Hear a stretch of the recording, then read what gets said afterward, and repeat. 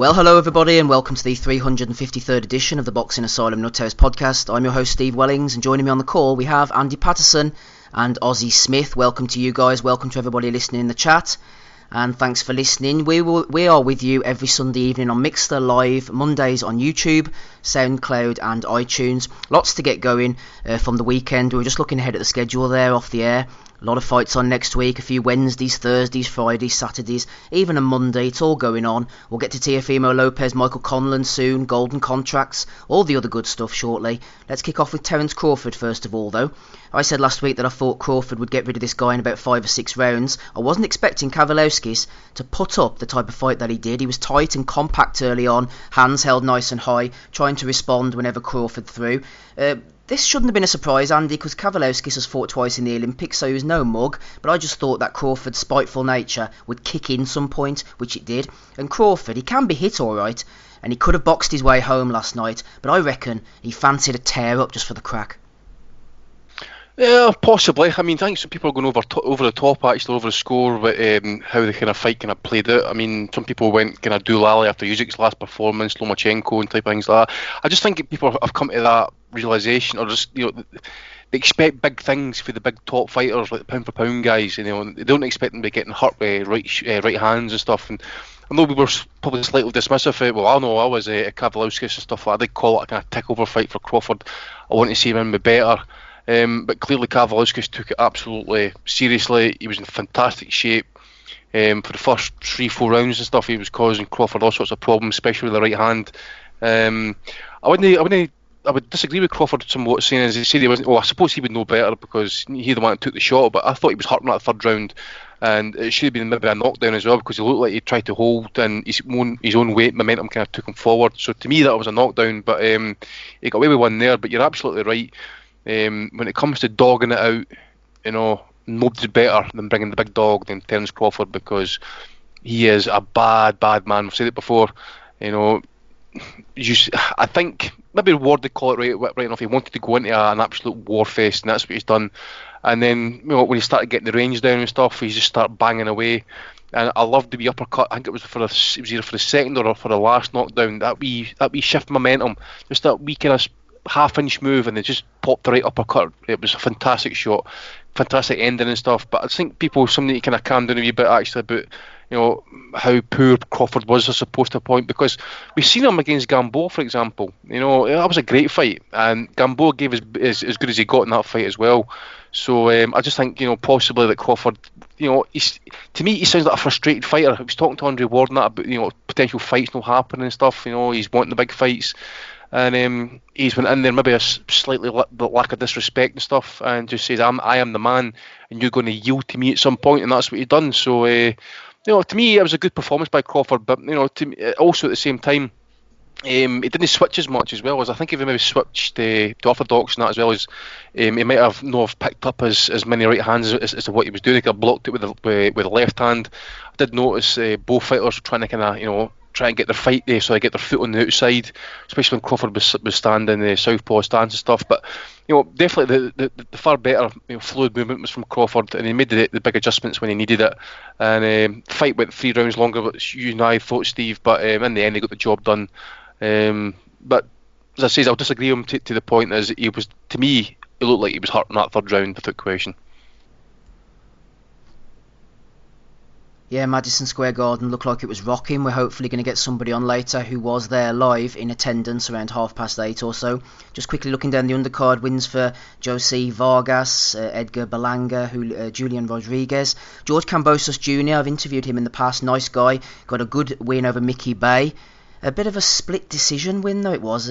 Knockdown in the last round, just sealed it for Kambosos Jr., so a bit of a close one there. Yeah, sorry about the old throat, boys. Bit of a bug going around this household at the moment, so I'm sounding a bit like Joe Cocker, unfortunately. Hopefully everybody can understand me at home. Ozzy, let's go on to you. Starting with that knockdown in the third round, because I think there was... Never. I thought there was an argument for the knockdown, because the only thing that stopped Crawford from going down was the fact that he was holding on to his opponent, and if the ropes keep you up, it's a knockdown. So the same should apply if it's the waistline of your opponent keeping you up after you've just took 2 shots. Yeah, I would agree with that. I don't really know why it wasn't called it. Maybe somewhat favourable refereeing. I'm not too sure, but yeah, felt he got away with one there. I don't think he was badly hurt, but I think you could tell he got. I think it was fair to say he got caught. Don't think boxing on the outside really worked for him either. So he basically just took the decision and basically took the fight to him. And the finish was spectacular. I always felt he was in control throughout. Knew what he was doing. I don't think he looked uneasy or anything like that, or he felt, like he was in a fight. And maybe saw that, people saying, he gets caught too much and things like that. But maybe it is a case of, he knows he's levels above these sort of fighters. And whilst the motivation is there, is his full concentration and things like that? Will we see the real best of him, when he's in with the best? That saying, I thought the opponent was okay. Certainly put up a commendable effort, much better than I thought he would do. But it's another win for Terence Crawford. Did he really answer any other questions? Not really. I certainly don't think he disgraced himself in last night's fight, and I think everybody is just praying now that he does get the big fights in 2020. Whether we do see that, though, I'm not too sure. Andy, Richard Swig got in touch over on the Facebook page. He says, Happy Christmas Asylum, same to you. Do the panel think there's anyone who can test Crawford at 147 now that Spence is finished? I think Spence, by the way, just on that one, will come back, but whether he'll be of a level to test the likes of Crawford remains to be seen. But, Andy, Richard continues, he beats Manny easily, schools the rest of them without breaking a sweat. It's such a tragedy. Do you think there's a lack of opponents at 147, or do you think some of these guys could give him a better fight than Richard suggests? I think there is a wee bit, lack of talent. There's a reason why Pacquiao didn't want the Crawford fight. Maybe he's earned the right to say no anyway. Virgil Ortiz, who we'll probably get onto later on, he's looking like a red hot prospect, but clearly not ready for likes of Terence Crawford. I think Porter could maybe make it ugly, how he likes the bull rush and stuff, but ultimately I think Crawford would end up picking holes in the end, especially when he starts to bull rush him.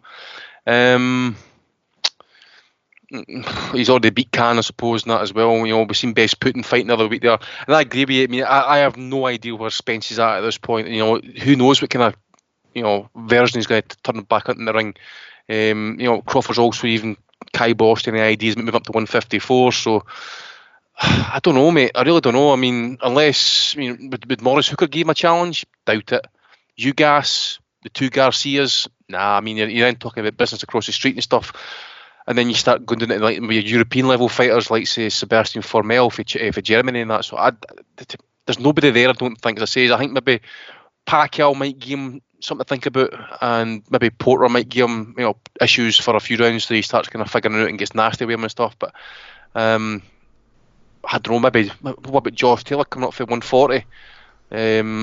Ramirez, Postol, I think he's already beat Postol, isn't he? So no, mate, that's it. Maybe like a Josh Taylor, maybe Ramirez coming up and that. I really don't know, mate. Maybe Prograis. Who knows, Ozzy? Same question to you. Does it have to be someone moving up in weight, moving down in weight? Does he have to go up to get a challenge? Who's going to give Crawford the challenge that he craves? On a technical level, I suppose, as much as anything else? Well, I think it's pointless in discussing about him moving up, because as Andy said, he's kiboshed that himself. So we could talk about fights, but there's no realistic chance of him moving up anytime soon. So I'm just going to try and pull up the rankings now just to see if we can, to see if there's anybody who can make 147 from that weight. It's difficult because there's a lot of big guys at 154. I'm not too sure from that. Maybe coming up, the Josh Taylor fight would be interesting. Taylor's a big guy at 140. Do you think he'd lose some of his size aspects at 147, Andy, or do you think it's something he could grow into? Or, it'd be. I think it's fair to say it's probably what. It's more his natural weight, mate. I would say he's not draining himself. I know that much, yeah. And I think Crawford was kind of draining himself at 140. Both are nasty guys when they want to get in there and tear it up. Can you just imagine Crawford in that mindset there last night? Taylor would meet him head on, I think. Yeah. I'm not saying I'm not saying for 1 second that Taylor would beat him, but I just think it could potentially have all the ingredients of a good firework fight. Yeah, I mean, I would say it's at least 18 months off that as a minimum, really, because you couldn't expect Taylor realistically. I mean, that saying, though, he's been matched harshly. Would he probably have one fight at 147 and then say, right, let's go Terence Crawford? I wouldn't be shocked to see potentially someone like David Avanesian, he's doing good things, European champion. I don't necessarily think, it would, it's not a... like the opponents that we want to see him in with. But look, if Avanesian can get a win at world level, then I wouldn't be shocked at that. I've just pulled up the record of who else have you got there? Sergey Lipinets. I think did he box at 147 last time out? So I mean, the ones that you're looking at, you'd love to see. Obviously, I don't think Spence can recover from what he's. The crash that he's had. I think that'll take a hell of a lot out of him. I mean, when you saw the picture of him, like with the dodgy eye and things like that after the crash, he looked a real mess. Yeah. No, I mean, see the thing as well, mate. I mean, the body is a big tool, but it remembers a lot of pain and wear tear it goes through, And he's up in their age, but he's now 30, 31. Yes, yeah, he is. So realistically, I wouldn't be shocked if we don't see him box until probably this time next year, realistically, because, like you say, it's all right, being okay, but then you've got to get physically ready again. We don't know really the full extent of the damage. There could be a hell of a lot of underlying issues that we were never told about. He is one for out the blue, but what about someone like Kell Brook? Completely out the blue. Brook looking for some sort of fight. Only says he wants the big fights. No real promotional ties that are stopping him from going. Fighting on other channels, etc. Things like that. So what about someone like Kell Brook? I don't really care about seeing the Calm fight. No Kell Brook, mate. No. I wouldn't be shocked to see it. I wouldn't be shocked to see it. I really wouldn't. Like I said, he doesn't really offer anything to Hearn at the moment. Like I said, he bangs on about the big fights, and I don't know. It's just I wouldn't be shocked to see it, but at the same time, then Brook may never fight again. But yeah, it's a difficult one. I think the Sean Porter fight would be good just to see how he handles him. I certainly think that would be interesting, and no one could certainly, be disappointed with that sort of fight. But who knows? I mean, Bob Arum was coming out after it saying, look, we want this, we want that. Well, look, the ball's in your court now. Start negotiations, identify fighters and try and make these fights. But we'll have to wait and see from that perspective. Yeah, Sean Porter would give him a fight that style that maybe he hasn't seen for quite a while. We saw the fight that Porter gave to Spence, so I wouldn't be averse to that. Would Al Heyman, the PBC, let him go over? That's the question, I suppose. We'll come back to that later, boys. No doubt Rob Kelly will be on at some point. Onto the undercard, explosive undercard, Andy. Teofimo Lopez, an L for me. I said last week that Richard Commey, while maybe not beating him, me too, would give him one hell of a fight, take him to the cards. Would he get a fair shake? The only thing was shaking was Commey's head after that first shot. It was an absolute peach of a shot that dropped him. And I was surprised in the onslaught afterwards. Someone as experienced as Commey didn't take a knee on the rope, go against the ropes, try to grab hold of Lopez for dear life. He just stood there with his gloves up, letting Lopez tee off him before eventually just falling into David Fields' arms like it was a cry for help. Please stop this, referee. Strange from Commey, but do you think he just got caught in the moment? Well, no, to be honest, mate, if you look at the way he tried to get up for that right hand and that, he was like a fucking He looked like he was a bottom of whiskey by that point, trying to get up off the floor.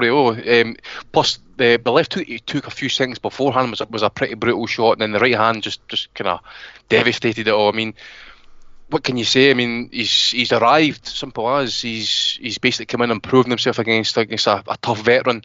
And I did say last week that if he came in there, no shenanigans, he's clearly got his situation resolved outside the ring, and he's come in and done the business, looked fantastic doing it and stuff. But at the same time, I'm a wee bit disappointed it didn't go rounds, because I wanted to see him tested to some degree.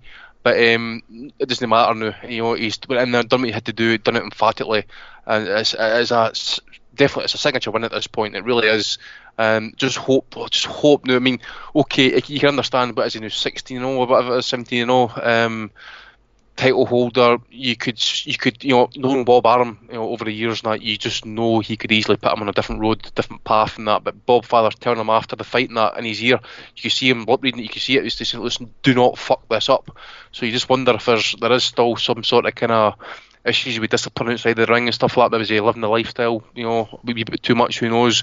But I dare say all the roads now point to Lomachenko. He's been calling for that fight. He's been talking a lot of shite about Lomachenko. So, stuff sitting on that belt, and I didn't want Bob Arum to come out with his marvellous line of we'll let it marinate for a little bit longer, because we never got Lopez against Gamboa, we never got Pacquiao Mayweather until it was well too late.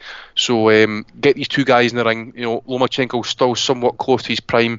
Lopez is now entering his prime and stuff. So let the guys get in there and fight out and let them get undisputed best, because again, as I say, we just need to get this situation resolved, and that, because you've got WBC situation and that as well. And we've got 3 belt holders potentially at one point in this division. So we just want to get we've got Lomachenko, I suppose, as the man, but just to kind of tie up all the belts and stuff like that as well for good. So let's get it on. So hopefully we get it done in the next 3 to 4 months, and we take it from there. But no, it was a fantastic performance by Lopez, absolutely fantastic.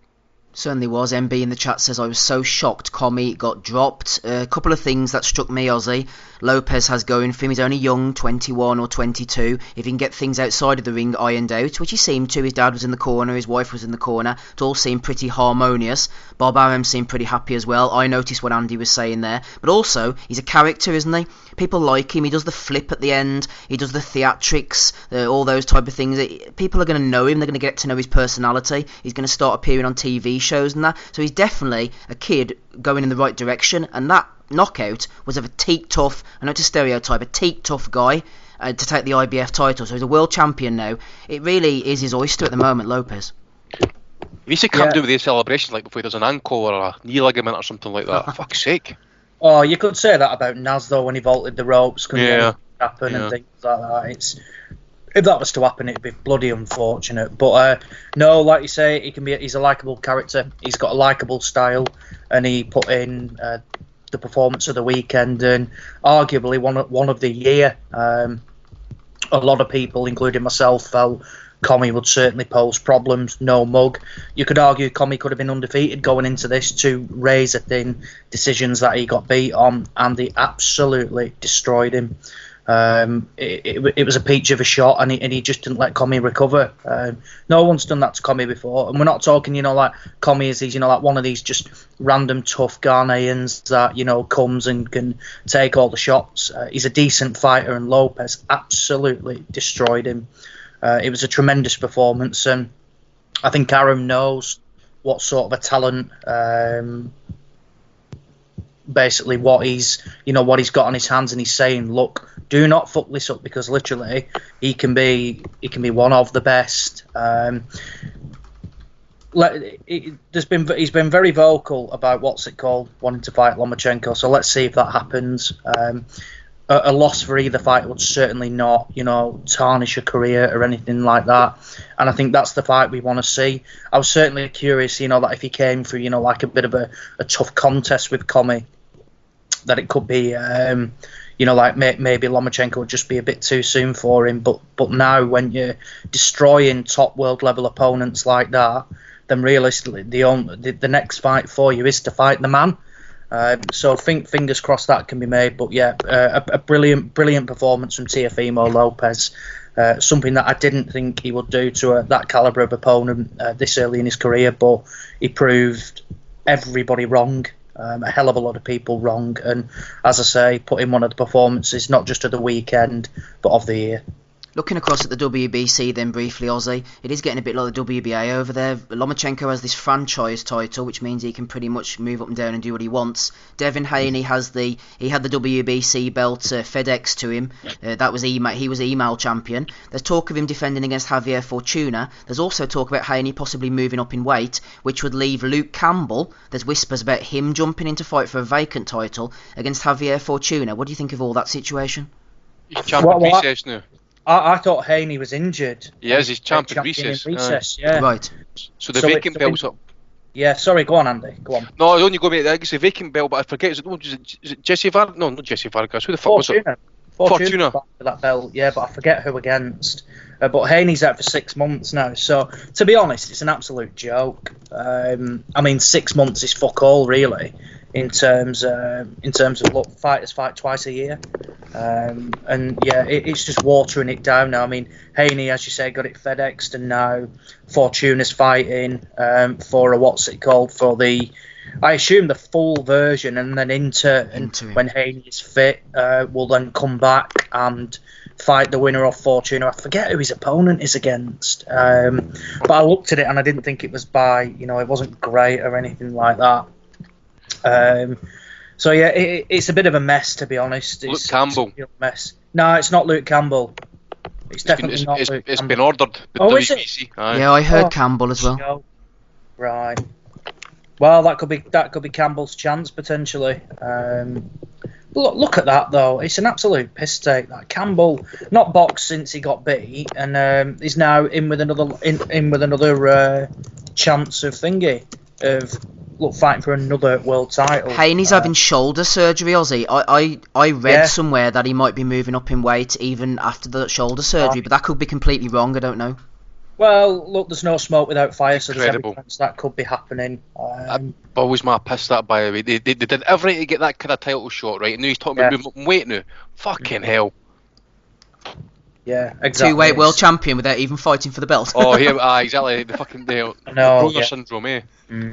So it's a bit of a mess, really. And to be honest, we can fuck that off. I have no interest in seeing all those cowboys fighting for that at the moment. The fight that I want to see next is Lomachenko Lopez. Leave Luke Campbell and Fortuna to do what they want to do, and let's just have it right that Lopez or Lomachenko would absolutely destroy the winner of Campbell and Fortuna. So no, there's only one fight we want to see next, and that's Lopez Lomachenko. Will that happen? Only Bob Arum can answer that. Yep, we'll wait for an announcement from the Bob father. Talking of fighting cowboys, Gabe Lewis has jumped on the call. Good to have you on with us, Gabe. We're talking about Lopez against Commey. You may continue that thread if you wish, but Terence Crawford in the main event against Kavaliauskas, Mr. Mean Machine himself. Did Mean Machine put up a better fight than you expected? I'm trying to think back desperately to last week, Gabe, what your prediction was. Tell me about Crawford or Lopez. You start. Well, I thought that. Well, I mean, either one was pretty good. I thought that Commey was gonna get the fight into the middle rounds and really put on some pressure and have a chance to knock out Lopez. But he didn't get the opportunity. He didn't allow himself to get that opportunity, and he got starched pretty quick. I felt like that was kind of one of those fights where it could have gone either way. With one of those guys getting stung and getting put out early, because I feel like Commey has the ability to do the same thing that was done to him. So, despite the fight not going a whole long, it was actually anticipated. I was really looking forward to that one. Again, I didn't really think it was going to end that soon. And then the Mean Machine put on a pretty good show. I mean, he tagged Crawford a few times. I mean, he really caught him clean and had some muster on some of those punches. But, I'll be damned if Crawford doesn't have a hell of a beard. I've always kind of wondered what would happen if somebody just really kept landing consistently with some good, hard, clean punches. And Kavaliauskas did it, and he couldn't get him out of there. It was actually a really enjoyable fight to watch, to see Crawford get pushed a little bit. It's something that we haven't really seen for Terence Crawford. So the fact that he was able to push him the way he was, and he took a hell of a punch too. Crawford was really able to land some really good, clean, hard shots as well, and Kavaliauskas didn't go anywhere right away. So that was actually honestly a much obviously more fun fight, because not only did it go longer, but there was a lot more back and forth. Whereas I felt like, Lopez, if he would have gotten into some middle rounds, he would have had a chance to see him get really tested a little bit more and take some good hard punches. But I mean, I guess he did what he was supposed to do, and Crawford did what he was supposed to do. I just never would have guessed that Kavaliauskas would have been able to draw that out of Crawford the way that he did. I was kind of thinking that was going to be kind of your standard Crawford performance. Long fight, going, middle rounds, late rounds, and Crawford getting to him, but pretty good. Yeah, Gabe sounds like he's struggling vocally as well, struggling sexually, maybe. Starting to sound like Tyson Fury. Gabe's a fighting man.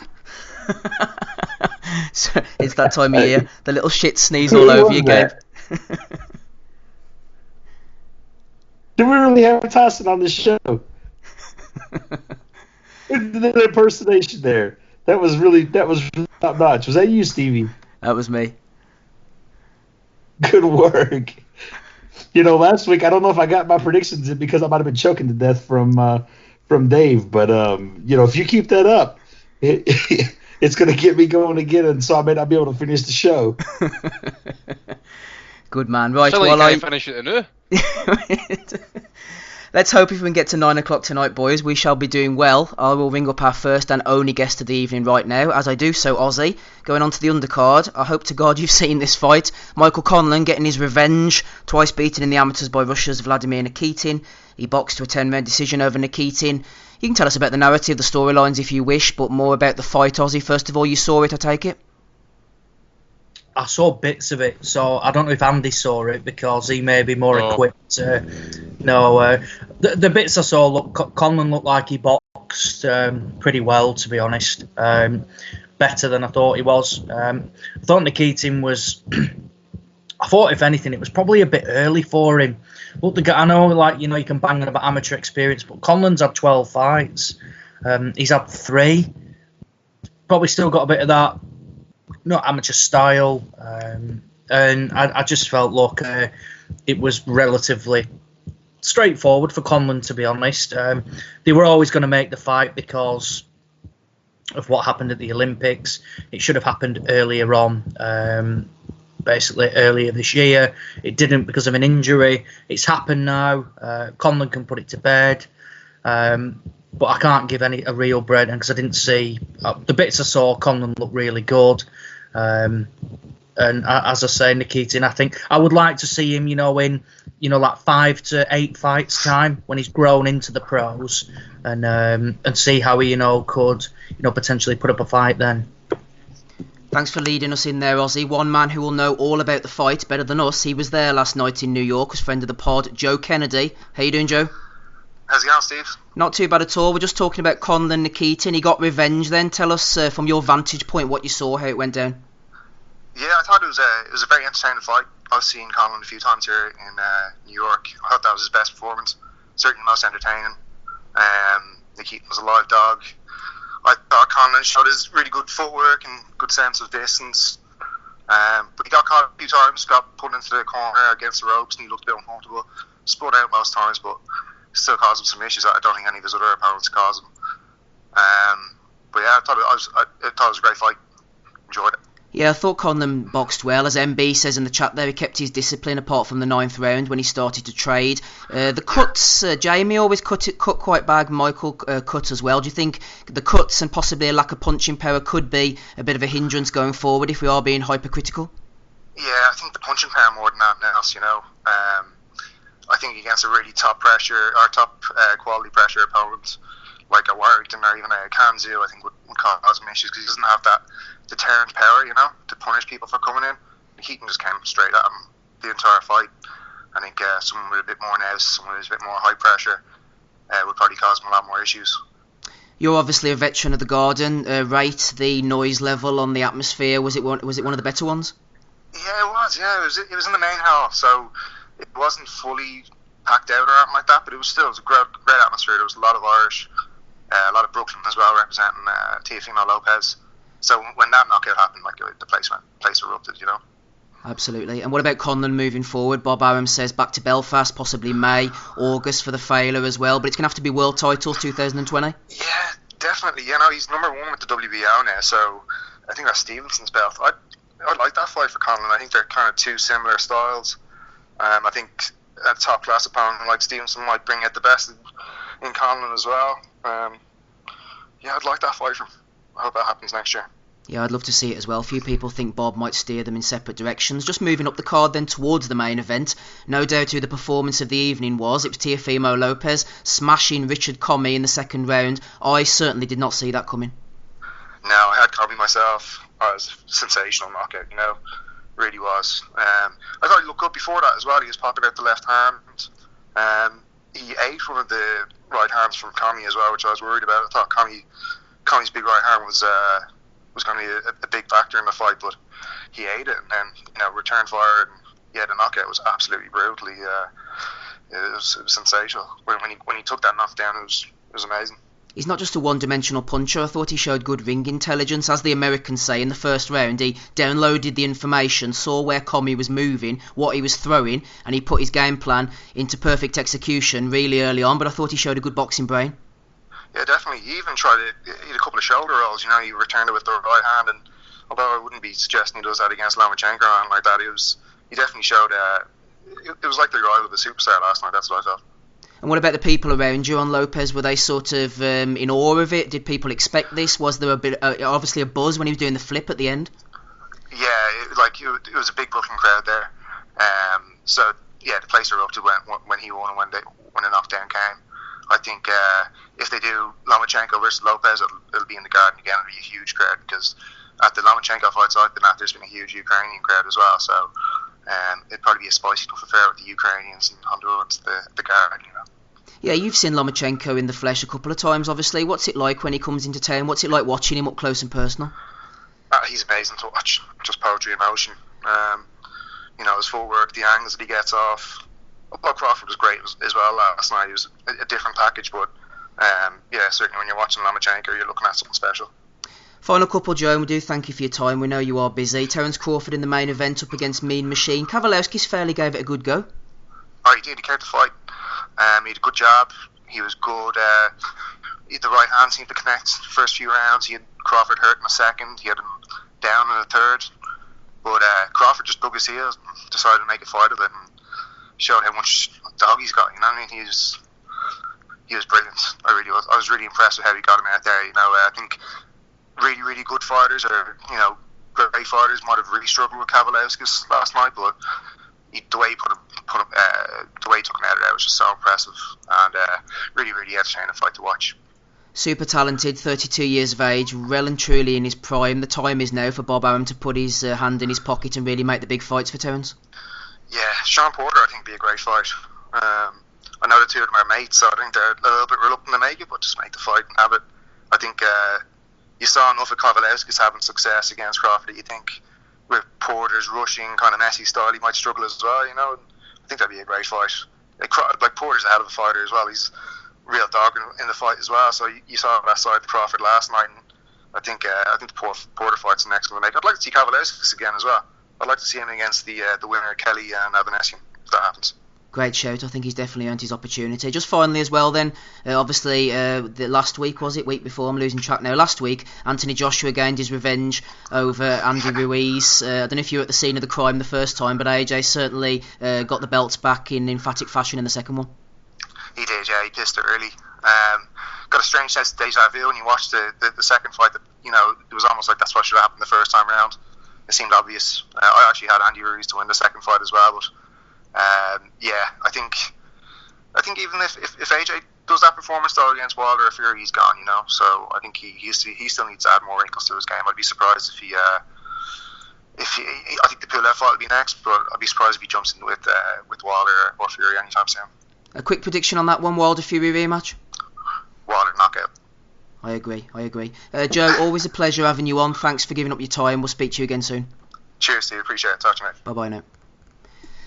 Joe Kennedy there, friend of the pod. One of the good guys is Joe. Always listens in every week. Patreon subscriber as well. Lives out in New York. Our man on the ground. What about Michael Conlon then? I suppose we've done that to death, haven't we? We shall move on. Did you see anything else of that card, that New York card, Gabe? Before we go back to the UK, where all the big fights are. Any Conlon for you? Yeah, I did see it. It did about the same for me that Conlon always does, which is not a whole lot. Look, I mean, I'm not saying the kid doesn't have talent, and he's, I think being associated with Top Rank, he'll be able to always have at least a successful opportunity with his matchups that Aram's going to give him to look good and to have good opportunities. But I just don't see what they're selling him as. Rob last night, we were chatting it up, and it didn't really seem like he was understand what I'm saying. I'm not a detractor of the kid in terms of I dislike him, but he's not someone that I'm going to rally behind simply because I just don't see what's there to get excited about. I think a big problem for him is that he doesn't seem to have a lot of sting on his punches. And I think that's a bit of a problem for him as he continues, because there's going to be guys that are going to walk through him, and he's not going to be able to box the way he does for 12 rounds against some of these guys. He's going to have to stand in the pocket, and his skills there are okay when he's fighting a guy like Nikitin, a small guy who also didn't seem to have a lot of mustard on his shots, who was at a height and reach disadvantage. And he was comfortable, and he looked okay doing it. But it's going to be a whole nother story whenever somebody is a little bit stouter and can stand in there and trade with him and be able to eat what he's given in return fire. And, what you're talking about there is give him a tough fight against a Mexican guy with that typical come forward style, who's going to want to be inside. The biggest thing that was Nikitin's problem last night was he couldn't get inside. He couldn't get close enough. He was constantly reaching for punches, and he was getting smacked the fuck around all night, which is what Conlon had to do. But he simply won't be able to continually do that for 12 rounds against other guys. And so, whenever I look at him, that's what I see. I don't see a guy who is what Top Rank seems to be pushing and ESPN seem to be pushing. I don't see a guy who is a top-notch star and is going to have a really great long career and be able to do as he pleases pretty much with everyone. He's bound to get it once or twice, and that's okay. There's nothing wrong with that, but I don't see it. And so I have a little bit of a disconnect there when I'm watching his fights. I don't really enjoy him that much. And I feel like pretty much you're going to always get a distance fight with him trying to box his way to victory. Gabe's a hard man to impress, not that impressed there. Jason Chukwu, we're all impressed by having him in the chat. Wellings, please nominate Box Nation for Bellew of the Week. How can they not pick up the Crawford versus Kowalewski's fight? Jason, I'm not going to play the sound clip because I've had a couple of soundboard bollockings during the week, so I'm laying off that this week. I think you must have fell asleep. Box Nation ain't showing nothing these days. They're not just going to randomly pick up Crawford all of a sudden. They're done. Box Nation is done. Lee the Alcoholic Fox jumping in as well, backing me up. Jason's not happy. He's an angry man over in the chat, with nearly 100 other people as well joining us on this Sunday evening, episode 353. Andy's on the call, so is Gabe, so is Ozzy. Good to have the boys with us. Maybe Rapping Rob Kelly will make an appearance, maybe he won't, who knows. Andy, just a quick one from you. You don't have to comment on this if you don't want to. Sort of putting you on the spot a little bit, but what a bizarre situation in Germany last night. Danny Williams supposed to fight for the GBA title. I'm going to read out this tweet from Tim at Boxio Boxen, Hock1717. It's a good account to follow, actually. Just when you think you've seen it all, 2 a.m. in Germany, and Danny Williams, 53-28 with 40 KOs, makes his ring walk in civilian clothes, supposedly to face Gwenny Artak, 6-0, for the GBA heavyweight title. Williams informs the crowd he felt ill in the morning and can't fight.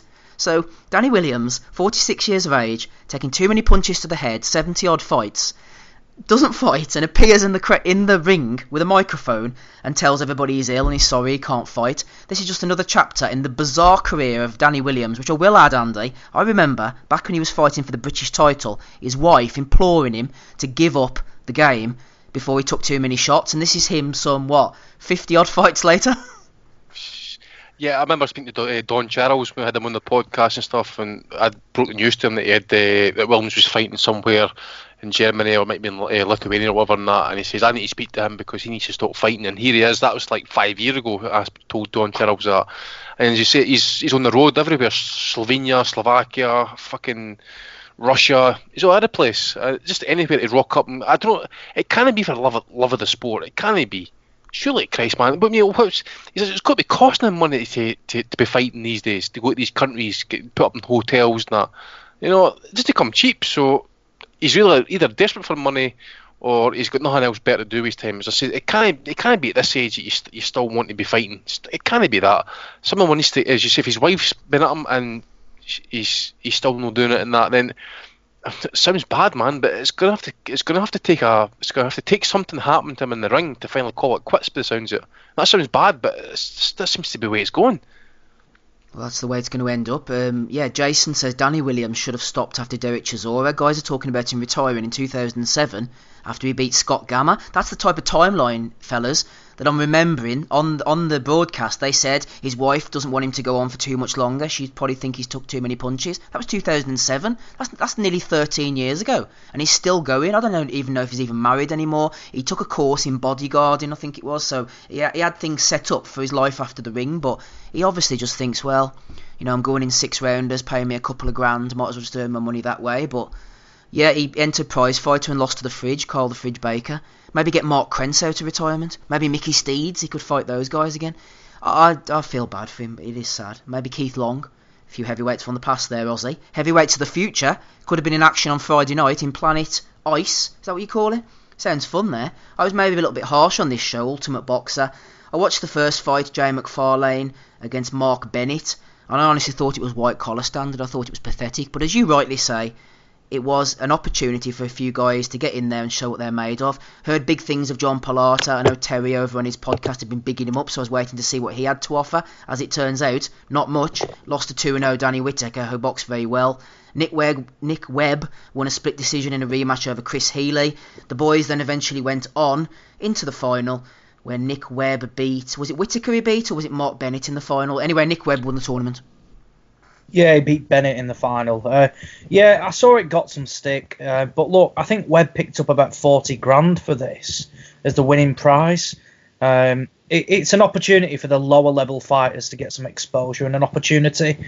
I would like to have seen a couple of other different heavyweights entered into it just to raise the standard of such. But look, I was a bit pissed off because the draw meant my two picks, Sokolowski and Sandland, were drawn against each other in the first round of it, and they beat the shit out of each other. And it was Sandland got the win, but he was gassed going into the fight with Mark Bennett. But he put up a great. He got dropped twice, and I think it was just exhaustion.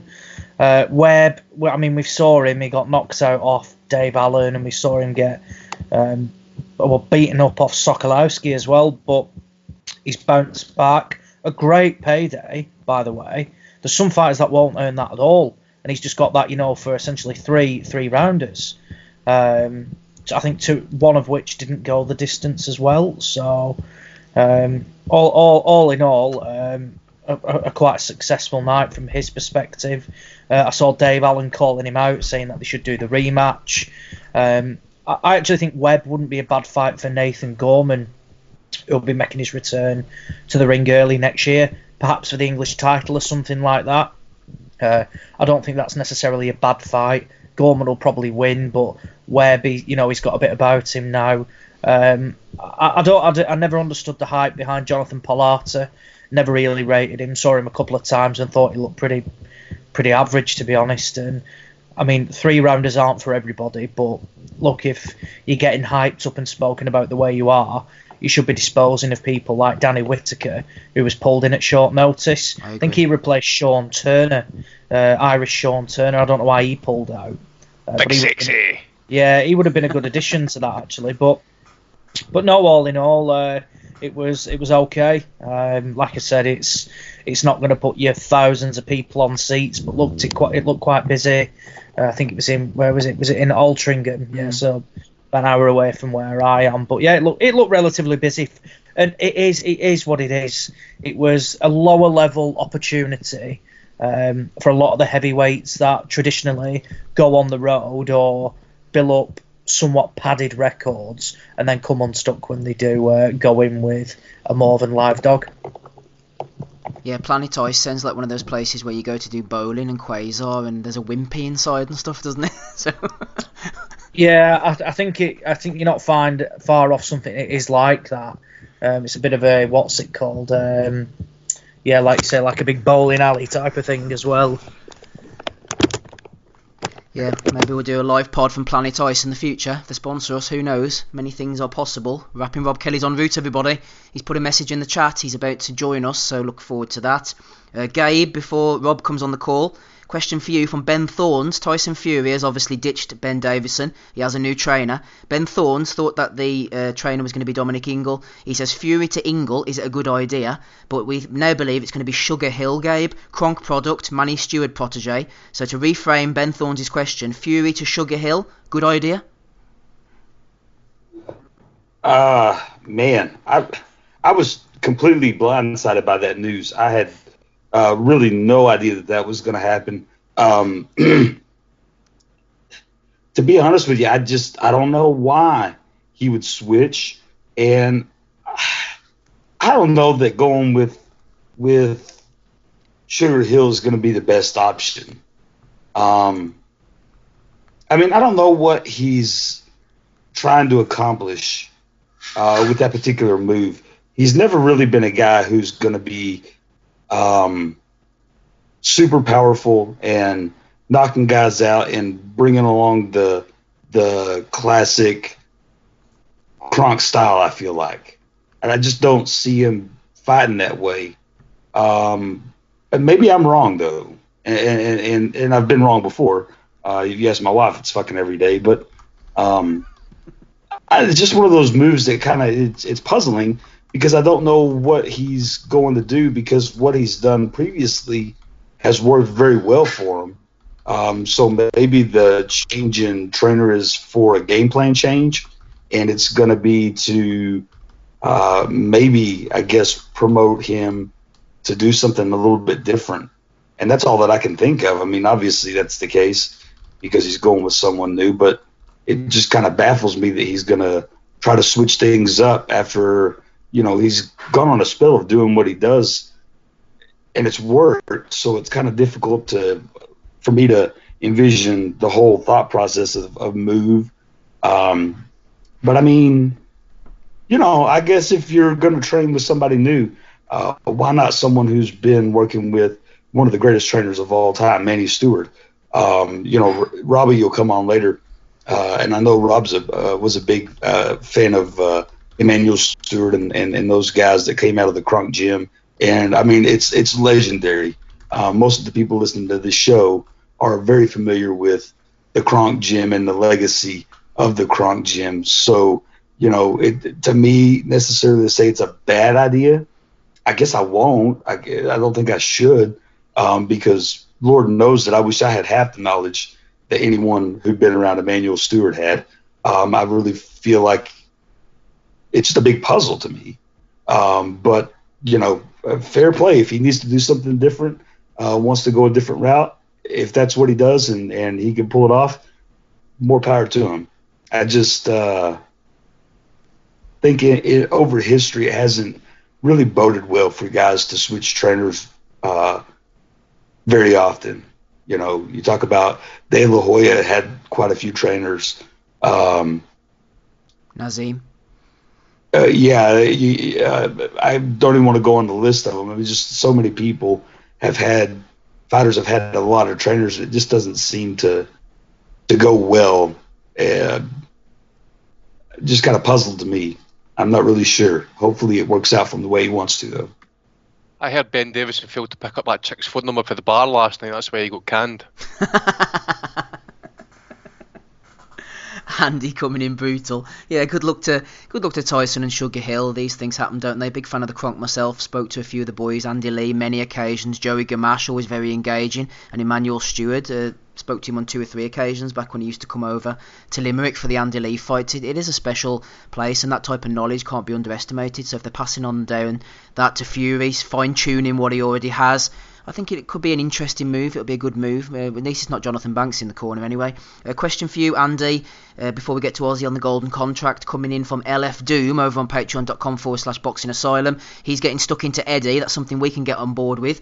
I see that Eddie Hearn has already started up on IFL regarding the AJ Wilder fight, saying that Wilder only drew 7,000 to Vegas for his last fight, and that quote-unquote nobody knows who he is. By this standard, says Mr. Doom, are we allowed to bring up ticket selling and public awareness of somebody when Hearn tries to convince us that Canelo is ducking Callum Smith? Well, I'm not going to get into detail about this, by the way, because the last set of negotiations dragged on for fucking months, and we heard all the same shite then as we're hearing fucking now, right? £50 million wasn't real. I want proof of funds. Proof of funds were given. You shat the fight. You didn't want it, right? There's been other offers. Well, they're not back as well. Okay, I'm not going to get into the fucking degree yet again because it is fucking boring. All they're doing now is jockeying for position. Let's just bear in mind Anthony Joshua, whilst looking good in his last fight, fought scared against a fucking fat, out of shape monster, right?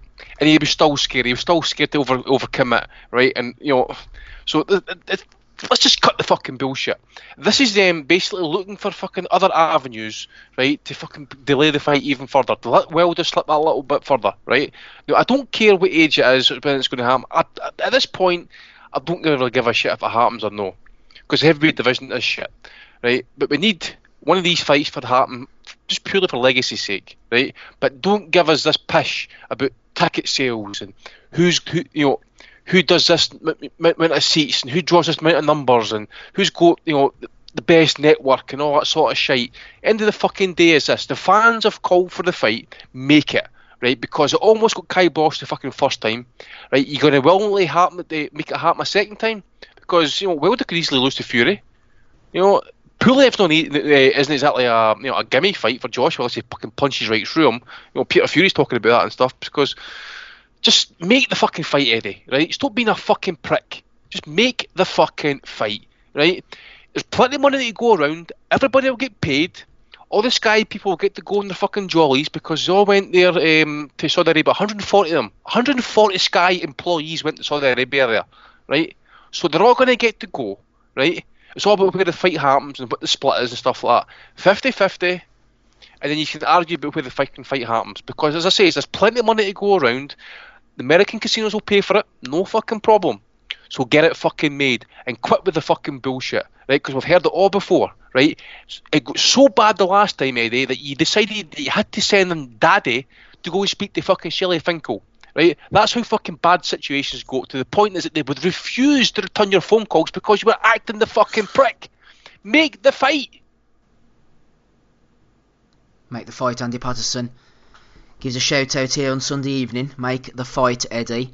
Rob will come to you shortly. Before we do so, Ozzy, let's get on to the golden contract. Quick lowdown from me, Brentwood Centre. I was covering it for the paper for Stephen Ward, so I watched every single fight. Yeah, Ward, they say he's not a light heavyweight. That's probably true, but I don't think his chin's going to be any better at cruiserweight.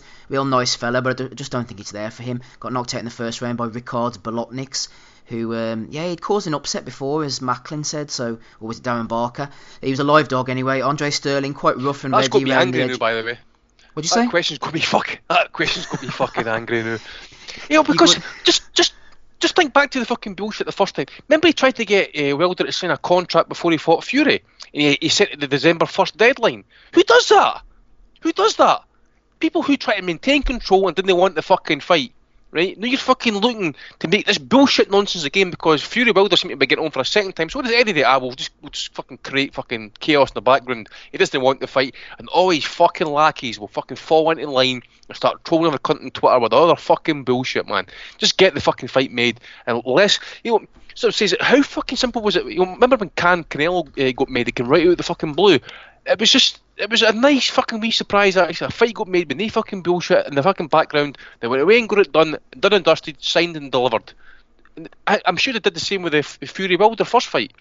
So there's no reason as to why it can't be done this time. But no, Eddie's got to fucking dramatise it. He's got to drag it out, try and get the wee extra bit of fucking pounds and stuff like that if he can get it wherever he wants it and stuff like that. But I'm telling you, Eddie, you almost fucked up the first time. In fact, you did fuck up the first time. And Joshua almost fucking didn't deliver it either. So get your fucking finger out your arse, get onto Wilder's team, stop being a prick, We all know you like your fucking ego. We've all got one, but yours is out of control, man. Okay, your man did it. He pulled it back, but just fucking remember this. He shat it for a guy who was out of shape. Shat it. And another thing as well is, by the way, when he got touched, it looked like he wasn't fancying it again, by the way. So come on, Eddie, right? You didn't really want to build their fight because you fucking know if that guy detonates that right hand, it is career over, and your flagship fighter's right down the Swanee. So just get fucking real. We've been through this shit before. We've been through it for 9 months. Now you want to add to it? Fuck you. Andy seething. Don't wake up the baby over there. Back to the golden. Back to the big stuff. Golden contract Aussie. Yep, Andre Sterling. Tough, rough and rugged. Nice and fit, but he couldn't get the job done against Liam Conroy. Got dropped. Conroy boxed quite well, actually. Dan Aziz, Lawrence Asuki, didn't see that one. Tommy Philbin got outboxed by Serge Michel. And Bob Adger safe, playing it safe as usual, doing just enough to lose against Hosea Burton, who I think, Aussie, will win the whole tournament. Correct. Yeah, I will. I'll agree with that. I thought Burton looked really good. Adjazaf's decent. I just wonder if time out the ring has cost him a little bit.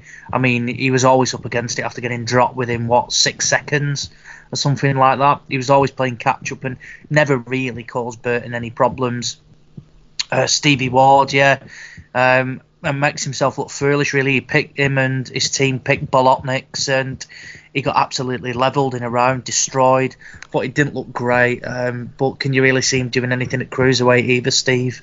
I just think he'll get battered at that level as well. Good performance from Conroy.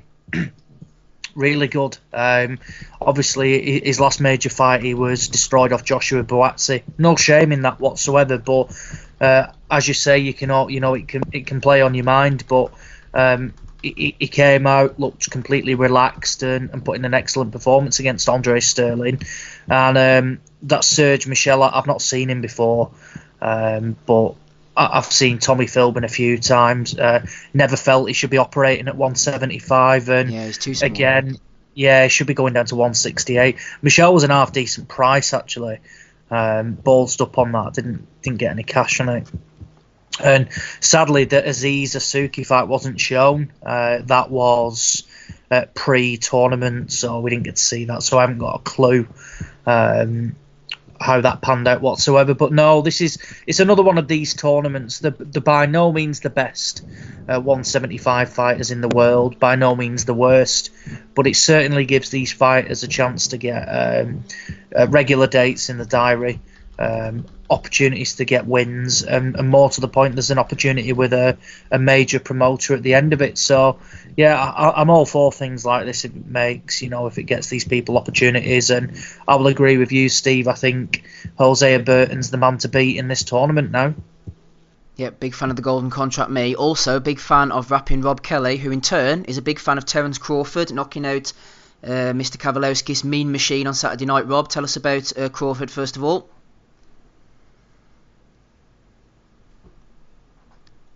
You there, Rob? Treading the streets of Wexford. Hello, you. What's the crack? Can you hear me? Yes, can do.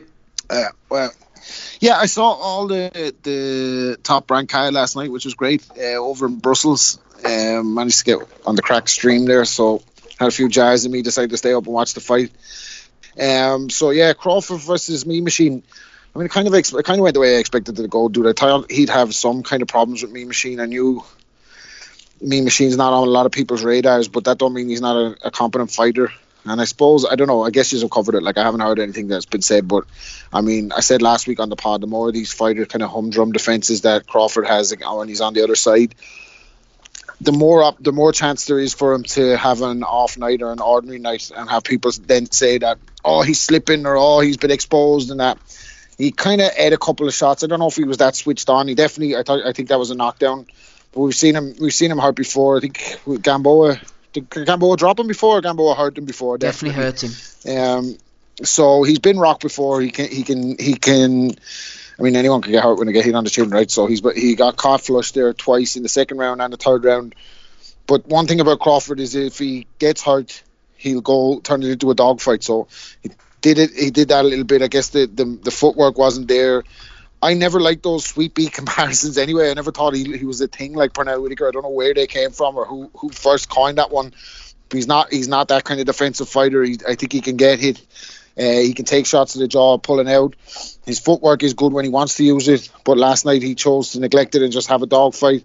And the finish was great. Like they dropped him in the 7th, and then took the 8th round off after hurting him in the 7th. I thought he'd knock him out in the 8th round after having him gone, but then made the adjustment straight away in the 9th round and came out and finished the job. And Crawford, he's in an unfortunate situation, but not to worry. You know, he's got Timothy Bradley in his corner. So, you know, just when everything seems lost, he's got Timothy Bradley there calling for all the guys on PBC to fight him. So if that doesn't get things done, I don't know what will. Like TBE, Tim Bradley. Tim Bradley was very concerned as well. Yeah, Tim Bradley was having a mare last night. He was very concerned in the Mick Conlon fight that Mick was getting drawn into a dogfight and not boxing. And Andre Ward pointed out the irony of Tim Bradley saying something like that. The fucking guy who got into wars with everybody when he could have boxed. So he's trying too hard, Bradley, isn't he? Yeah, he's trying too hard. CTE. Oh, he's desperate. He's desperate. Just when I thought he couldn't be, you couldn't get somebody to rival Bellew last week. He pops up with an abominable performance this week. But no, kind of routine win for Crawford. I think he's going to be the guy like Mean Machine. He mightn't look his best because he's not switched on. Does he get hit with those kind of shots against Spence? Probably not, because that fucking fight's never happening. That fight is never happening. Spence is never coming back, man. Look, if you listen to the Bob Fodder going off this week, he's talking about it. He says he's got very good inside information that he doesn't think Spence is going to be back. His injuries are worse than he maintains, and he's got a heap of legal trouble as well following him. So we're not going to see that Spence Crawford fight. Unfortunately, he's going to go down in one of the ones that got away, like Brooke and Can. So I think we're more likely going to see him against Sean Porter. Although those two are friends. Now, having said that, I'd fight he was getting $4 million last night for fighting Mean Machine, so I'd fight my friends for a meal and a hot shower. Yeah. So, you know, if money talks, doesn't it? Like, so that all that French shit will go out the window. I think Porter will give Crawford the right fight because he'd be right in it with him. But I think Crawford will be able to box and make too many adjustments and just eventually close it out. But I'd like to see him against any of the PBC guys. I mean, Danny Garcia, I think he'd fucking knock Danny Garcia kicking. Keith Thurman the same. Manny, all of them really on the PBC. I think Crawford is the number one guy at 147 now, especially with Spence out of the picture. He's definitely the man at 147 now. Whether he gets to unify the titles or not is another thing. I heard him talking about he's going up to 160. Can't see that. I still think he's a little bit small for a welterweight, to be honest with you. I think he could make 140, no problem. But if he was making 140, people would be complaining that he hadn't gone up to 47. So he's kind of in a no-lose. Hasn't got an appealing style. Hasn't really got the flamboyant personality, but has all the tricks of the trade and all the skills. And if you're a purist, you'll love watching him, even if he's fighting fucking Joe Blow. So that's really all I can say on that one, Steve. Given some of the potential opponents for Crawford, or lack thereof, if Al Heyman turned around and said, we'll send your Dennis Ugas over, would you accept that, or would you be underwhelmed? I'd say he'd take Dennis the Menace now, man, at this stage, to be honest with you. Like, he's not in a position to make demands. As much as he had a high-paying contract and he's on ESPN, he's not a kind of a box office star, and he knows that, Crawford. So he's not really in a position to call shots like a Floyd or a Wilder Fury. You know what I mean? To hear Bradley talking about it is easy to do because Wilder and Fury's being done. But like, there's a massive difference. You know, there's a massive difference between the public profile of the fighters involved or that could be involved in a potential fight against Crawford. So the public interest is not there really. So I don't know. It's a tough one for him. It's a pity because, you know, it's just one of these fucking bullshit things that we have to go through with boxing, with the promotional, the drug testing, the rotten judges. It's just one of the kind of things we accept now, that sometimes the best fighters won't end up fighting each other, and that's just it. Just before we move on, the crowd are demanding more rapping Rob Kelly here. Give us a word on Conlon's revenge and Teofimo Lopez stealing the evening. Yeah, I thought Conlon would have a tougher out against Nikitin than he did. I thought that was going to be a difficult fight for him. And I thought Nikitin, I think Conlon said it himself afterwards, he expected more pressure from Nikitin than he actually got. But having said that, the guy's only had 3 fights and he's never been over 6 rounds before. So I'd say he will make a dent in the featherweights down the line. He didn't show anything last night, but I do think he has the potential to get better. But did what he had to do, like dug the body. Pretty much a punch perfect performance from him, apart from couple of occasions where he switched off, lack of concentration. I got dragged into a bit of a scrap, but I boxed the ears off him really. And I had it kind of 8 rounds to 2 over the 10. World titles and that, I think he's still a little bit off. Probably another year. That's only his 13th fight, so I think, while the Russian Olympians and all that, I kind of said at the time, you have to learn the pro ropes too. So I'd like to see Mick maybe have another 2 or 3 fights before going for a world title, but I think it's going to be there from.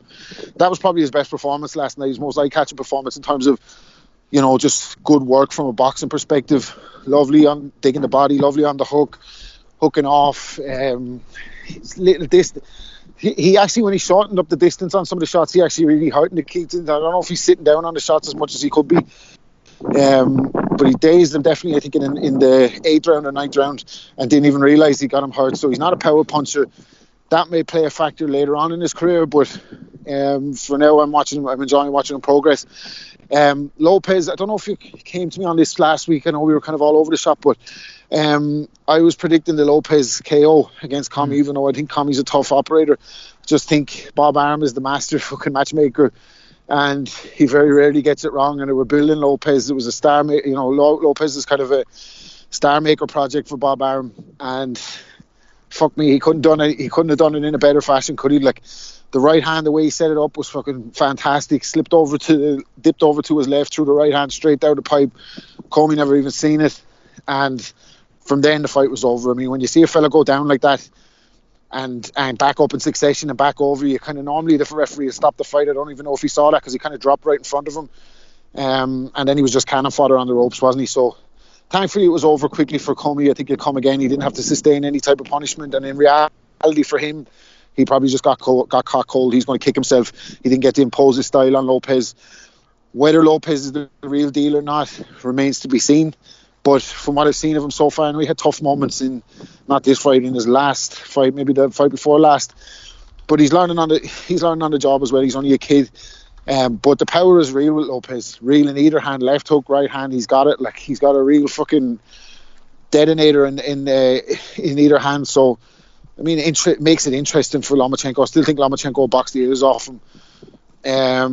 But it makes it a more interesting fight, or a fight that we all want to see kind of more now with Lomachenko, rather than guys that that are not going to cause him any problems at all. And not that Lopez is going to cause him problems, but the power is going to be a factor and make it interesting. So.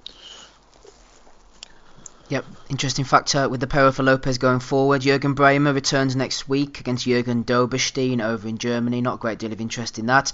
Quick comment from you, Ozzy, in response to a question from Craig Mastro, one of your favourite subjects. Is Tom Little being groomed as the new Dave Allen? Dave Allen looks like he's been sacked off by Eddie. Could Tom Little fill that void? Quite possibly. I mean, he was sent over to where was it? Saudi, completely out of his depth. Probably got a nice little payday and destroyed. And yeah, Edward needs, like a fat heavyweight to have on his books to chuck in completely out of the depth. And if Allen's out of the picture, Tom Little has certainly stepped into his steps. I mean, the fight to make is obviously Tom Little, Dave Allen. The fans want it, the people want it, Eddie wants it. Let's get it made. For me, it's the fight to make. Probably chuck it on a pay-per-view as well, and we could say like the winner becomes Edward's favourite go-to man. What do you think of that? So you could have like on the UFC where they had the BMF belt. You could have it a BMF belt, but you could have it the banter motherfucker belt instead of the bad motherfucker. Yeah, the banter belt on the line, Rob. I'm all for that. WBC will probably make some sort of belt for that. World Bantamweight champion. Yeah, exactly. Let's get it done. Yeah, Alan Little, World Bantamweight. Bantamweight champion. Let's get it done. WBA, WBC will be queuing up to chuck a belt at that, and Edward will lap that up. So yeah, without a doubt. Solomon will be loving that one. Evening, Eddie. You're getting that one for free, man. You're getting that for free. You should be fucking paying us for that one. You're getting that for free. Oh, I can see it now. Cool, on the IFL. What about this bantamweight belt? Oh, fucking hell, man. You're getting that for nothing. How are you, Ed?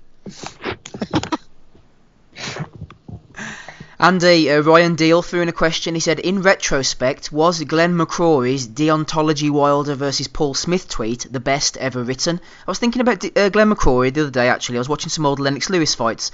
Glenn, he wasn't the best in the world, but I think him and Ian Dark had a bit of good chemistry, and you kind of miss Glenn being on the mic. I mean, for the fact that he's sozzled 99% of the time, he definitely knew his boxing. He can drink like...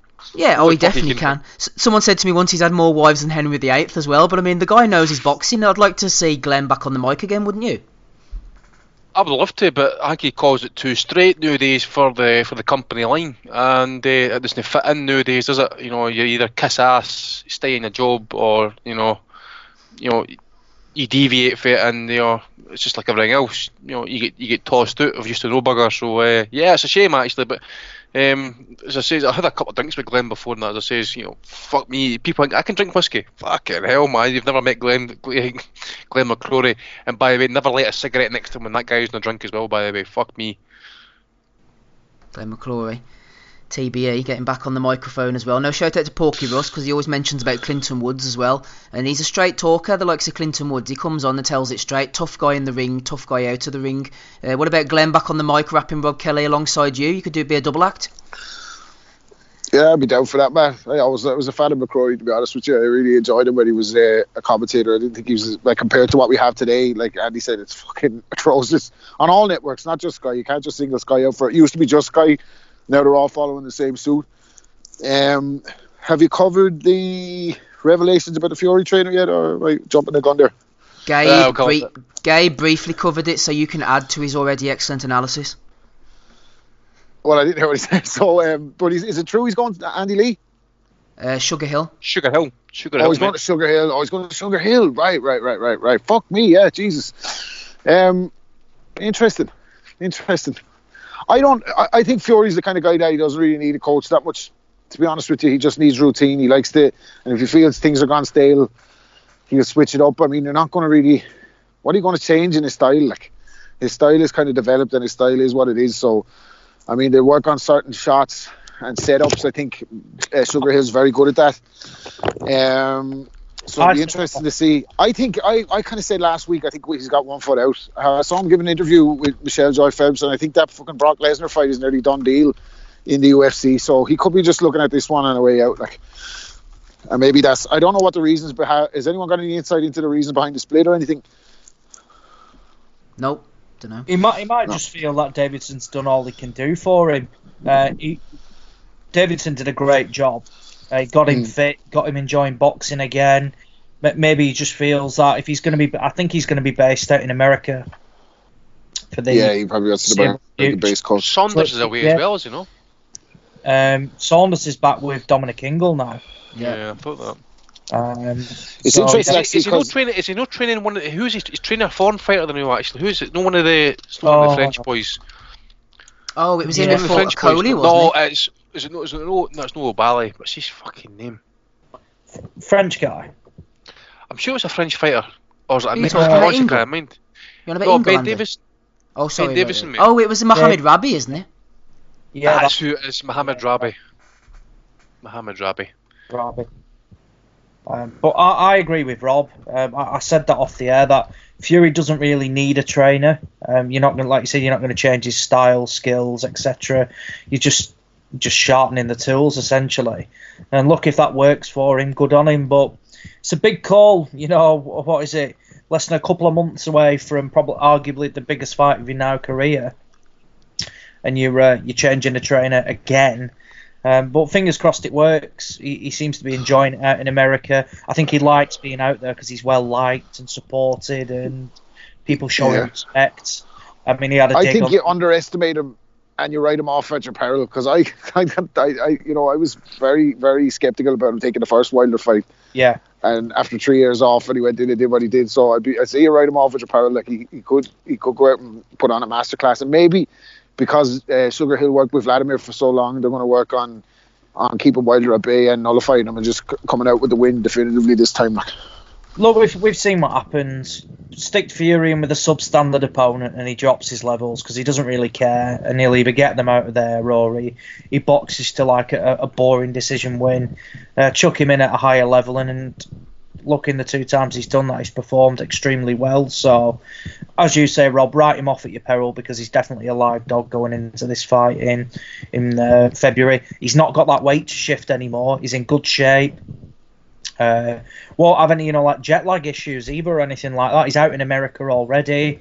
He's obviously set up camp there. He'll be training now. So it's a good move for him, I think. It's a good move, and it's certainly going to be interesting to see that. Look, they're not going to think of like do anything drastically now in 2 months' time, but it could be the fine margins that make the difference, and Sugar Hill could bring that for him.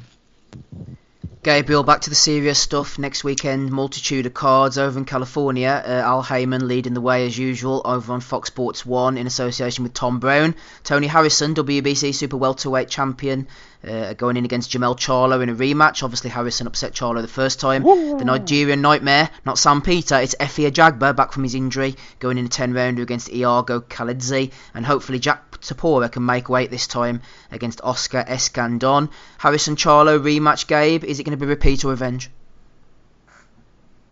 One game. There could be repeat. I don't think it will be. I'm going to go with Charlo to take the strap back and win this fight. I felt like in the first fight it was close enough that really it was an off night for Charlo, in the fact that I just didn't think he performed as well as he has before. So just to keep my analysis short, because my voice is getting worse by the minute, I just have a feeling that Charlo's going to be able to do the business this time and take care of it. But it wouldn't surprise me to see it go the other way just as well. A nice one to John Fury for coming on and giving his analysis there. Gabe sounds like we know when a relative's dying and he's sort of take care of the land for me, son. Oh, I need to get the will out. Poor old Gabe. He's struggling on this Sunday evening with us, or Sunday afternoon, whatever the hell it is over there in Texas land. It's the afternoon, and I just got to say, this is why we're the fucking People's Pod. Rain, snow, it'll never stop us. We'll always be here. Crying like a little bitch. Goddamn right. Go on, Gabe. Ozzy, Jason Chukwu just reminded me there, I'd forgotten about Joe Hughes. David Avanesian, brief Spanish rundown for us from the week. Yeah, short and sweet. Avanesian absolutely destroyed his undermatched opponent, but he did it in the right way. Absolutely annihilated the Spanish guy and just wiped him out. By all accounts, the next fight for Avanesian is going to be Josh Kelly, should he win at the weekend. So, look, they've come out and said that. We all know for a fact that Carl Greaves and Neil Marsh want this fight. The ball is well and truly in Adam Booth and Josh Kelly's court, because we saw last time they had no hesitation in pulling out on the day of the fight. Fingers crossed they don't do that this time, but I think from what we've seen from Avanesian in his past 3 fights, he'll absolutely destroy Josh Kelly. I think he'll get to him and I think he'll knock him out. As for Joe Hughes, just couldn't really get going against Sandor Martin. Thought it was a pretty slick performance from the Spaniard. Decent, solid win, solid fighter. Hughes can certainly come again. Always does it the hard way, and there's always opportunities for people like Joe Hughes who need to go in the away corner up against the odds. So obviously disappointing that he couldn't get the result on the road, but I certainly don't think that is career over for him. Yep, plenty more opportunities for Joe Hughes. A question flying in for you, Rob, from Men's Luxury Fitness. Dream ring walk lineups. Dream ring walk link-ups, in fact. Mine would be B-Hop with DMX, says Mr. Fitness. I think psychologically that would have destroyed a lot of opponents before they got in the ring. Unfortunately, DMX might have been psychologically destroyed himself. He's known for his dibbling and dabbling in the crack world. Legend, pussy, I know. Legend of music. He's up there with Broner. He's on the pound for pound list with Broner. I once was opening up for DMX one time actually, and he had cancelled his previous Dublin show, and there was a crowd waiting to get in to the old Ambassador, and 5 minutes to go, and the promoter announced that he wasn't coming either on that night. And Dublin crowds are very accepting of things like that, and they were so happy they started throwing bottles of Heineken at the front of the Ambassador, and I stuck inside it. Dream ring walks though, I don't know, man. Fucking it doesn't matter a fuck, does it? Whether it's Stormzy coming to the ring with AJ or Roy Jones coming to the ring with Redman and Method Man, you really have to do it in the ring. So you can bring whoever the fuck you want to the ring, they can't fight with you. So not really sure on that one. I've got one for you, Rob. What about Vinny Paz, wrapping Vinny Paz to the ring? That'll be a good one. What about Rod Stewart coming out with Carl Froch? Or Boris Johnson? Him and Frotty. They get on well, man, too. Oh dear, yes indeed. Touching on Vinny Paz, actually, as the great Vinny Paz once said, the enemy ain't Saudi, the enemy is around me. LF Doom throwing one in here. How out of touch from boxing must you be to take an event to Saudi Arabia and pretty much act as your own commission, yet you choose Ian John Lewis to referee 2 fights? I think we covered that one last week. Good to see Ian John Lewis getting a bit of work out there in Saudi. We have a Hall of Fame question as well coming in from Matt Dobson. We'll get to that shortly. What else have we got on the agenda for next week? Let's flick through the tags here and see what we've got. Denis Lebedev going in against Thabiso Machunu, vacant WBC Silver Cruiserweight title in Russia. Anything briefly from you on that, Andy? Any interest at all? I dare say I'll tune in just to see Kudryashov if he's going to get iced or if he's going to ice his opponent in one round. Machunu, this fight just came right out of the blue for me, actually, so I don't know what kind of camp they've had and stuff, so I'd probably say Lebedev will probably win it. I don't know where he's at these days. He must be pushing 40. Ozzy was asking the question as well. Was there like some serious injury with him? I think there was. I don't know if it was his eye socket or if it was a brain scan or whatever and stuff. Machunu usually is, he's usually a tough fighter. He's small, he's compact, but I don't know, man. He's on the road again, and when you, I know the Eusthausen fight was bullshit and stuff, but I just think him being on the road and that, I think Lebedev, who generally is quite powerful, will probably either pull it out on points or maybe get a late stoppage, I would think. But Machuno's usually quite cagey and usually is at some point, decent value. But I don't know where he's at these days, actually, to be honest. I've not seen him for about 2 years or something like that, so I don't know what he's at there at the minute. Ryan Deal's thrown in a question about fights of the decade. I think we'll keep that one for next week. I'll hit the boys up with that during the week, try and come up with some ideas. Gabe over in Australia, Wednesday evening, the big rematch that everyone's looking forward to. Michael Zarafa unexpectedly stripped Jeff Hearn of his Oceania titles with a knockout back in, when was that, August time, end of August. They're having a rematch in the Brisbane Convention and Exhibition Centre. You're probably not going to be there at such short notice, but do you think that Jeff Hearn is going to get revenge against Michael Zarafa? If he doesn't, it could be a career-defining fight for him. What do you think about Hearn and Zarafa 2, Gabe? Could not give a fuck. No interest from Gabe on that one. We should move on very swiftly. Don't want to upset him. What should we go on to? I'll not hit Rob with Japan. Probably get the same sort of answer. Daniel Dubois, Aussie, Copper Box Arena. Going in against Kayotaro Fujimoto, the guy who turned up with a panda at the press conference, quite the character. Alantes Fox, 6'5" of him at middleweight, once lost to Demetrius Andrade, goes in against Liam Williams. It'd be interesting to see how Liam Williams deals with his size. Fox, and if he lets his hands go. Marshall Braithwaite against Sonny Edwards as well, decent fight. Lucian Reed, James Branch, who's been on this show, and Tommy Fury. Maybe they'll stick him in against Sullivan Barrera, as the Bellew of the Week suggested a while back. Close to Christmas, this one. Looking forward to this show. Dubois against Fujimoto, first of all. Is Fujimoto going to be Richard Lartey, or is he going to be more of an Ebenezer Tete? Certainly an Ebenezer Tete. I don't see this going more than a couple of rounds, to be honest. A bit of a disappointing opponent for Dubois, to be honest, but I genuinely think they're struggling to match him. I think there's obviously not loads of, what's the upside is you can take an undefeated prospect, but at the end of the day, he's a British and Commonwealth champion. So they're having to pull like opponents. I'd never heard of this guy whatsoever until it was announced. And look, it's going to be a knockover job for Dubois. He's certainly been active this year, which you can't fault. Obviously, the highlight being the Gorman fight, but I'm hoping that after this, we're not going to see the likes of your Fujimotos coming over again to fight Daniel Dubois. We certainly want steps up and in the right direction. None of these bullshit. Oh, he's ranked like 12 with the WBA. That's why we're fighting him. Liam Williams, Alantes Fox. Again, I've not seen a lot of Fox whatsoever. However, it's a good fight for Williams because it puts him the mandatory to Demetrius Andrade if he can win. So it may not be the sexy fight that we've all wanted. However, there's a hell of a lot on the line for Williams. He's not put a foot wrong at middleweight. This guy certainly poses another problem to him because, look, 6'5" is massive at that. I don't know how well he is, like how he's built at the weight. Does he struggle to make it or not? But naturally, I would side with Williams. I don't think this would have been made otherwise. Edwards Braithwaite, good fight, brilliant fight. Happy with this. Good to see somebody finally step up and willingly take on Sonny Edwards for the British title.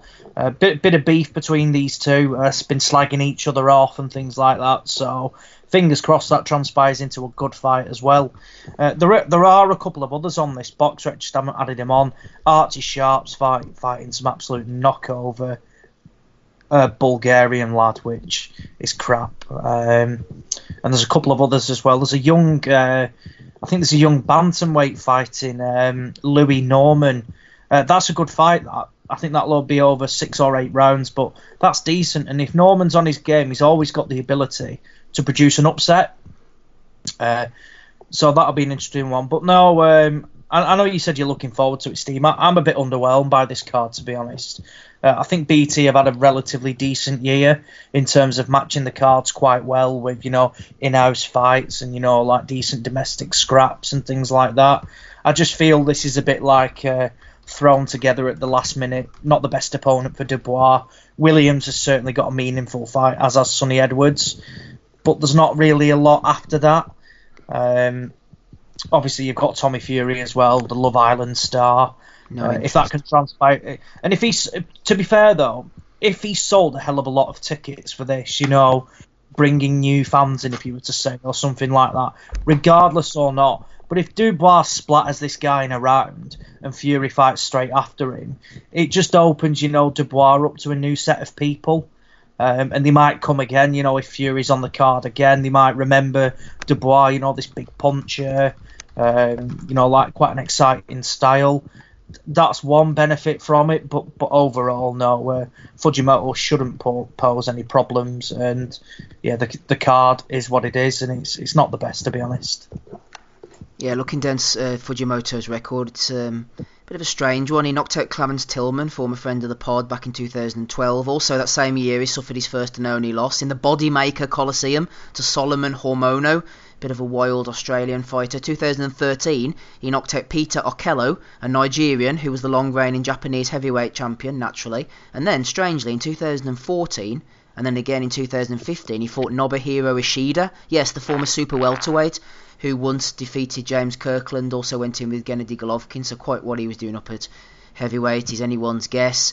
You don't really want to say anything about this, do you guys? Go on. Sorry, Steve. He beat him on a split decision as well. This is a terrible, guy who boxed at 154 and coming up to fight an actual heavyweight. A year before? He boxed at 154 a year before. I mean, he's had some binge on the food there like that. Maybe he's been with Andy Ruiz for that camp or something like that, and they just, fed each other pizza and tacos and stuff like that, and it got him up to a career high of best part of about 220 pounds. But no, it's just one thing to mention. MB's just said it in the chat as well, but the reason they've picked this guy is the WBA bizarrely don't have Dubois ranked with them. This guy's in the top 15, so Warren's basically said that they're doing it to pinch the ranking. There's also another belt on the line, which is the WBC Silver Heavy title. I know again that can boost your rankings as well, but so there's a method in it, but it doesn't condone the opponent at all, really. He's trash. He's absolute trash. Oh, it's right? crap. Yeah, I agree. He's, I completely agree. He's been training in America. He's just flew back from America to Japan, and now he's flying out, running about the new to the UK. So he's not going to be acclimatised in time. When he hits the fucking UK, it's going to be freezing cold, right? He's like, what the fuck have I just landed here to? And even if he had full acclimatisation in a proper training camp, he's still trash. Dubois will ice him probably. Well, it depends what kind of mood he's in, I suppose, but. And what time he gets in the ring at as well, probably, because he'll probably be fucking half sleeping, kind of Frank Warren show. But, no, I'm going to say he does it in about 4 or 5 rounds. The guy is absolute trash. 4 or 5, I don't think it'll go that far.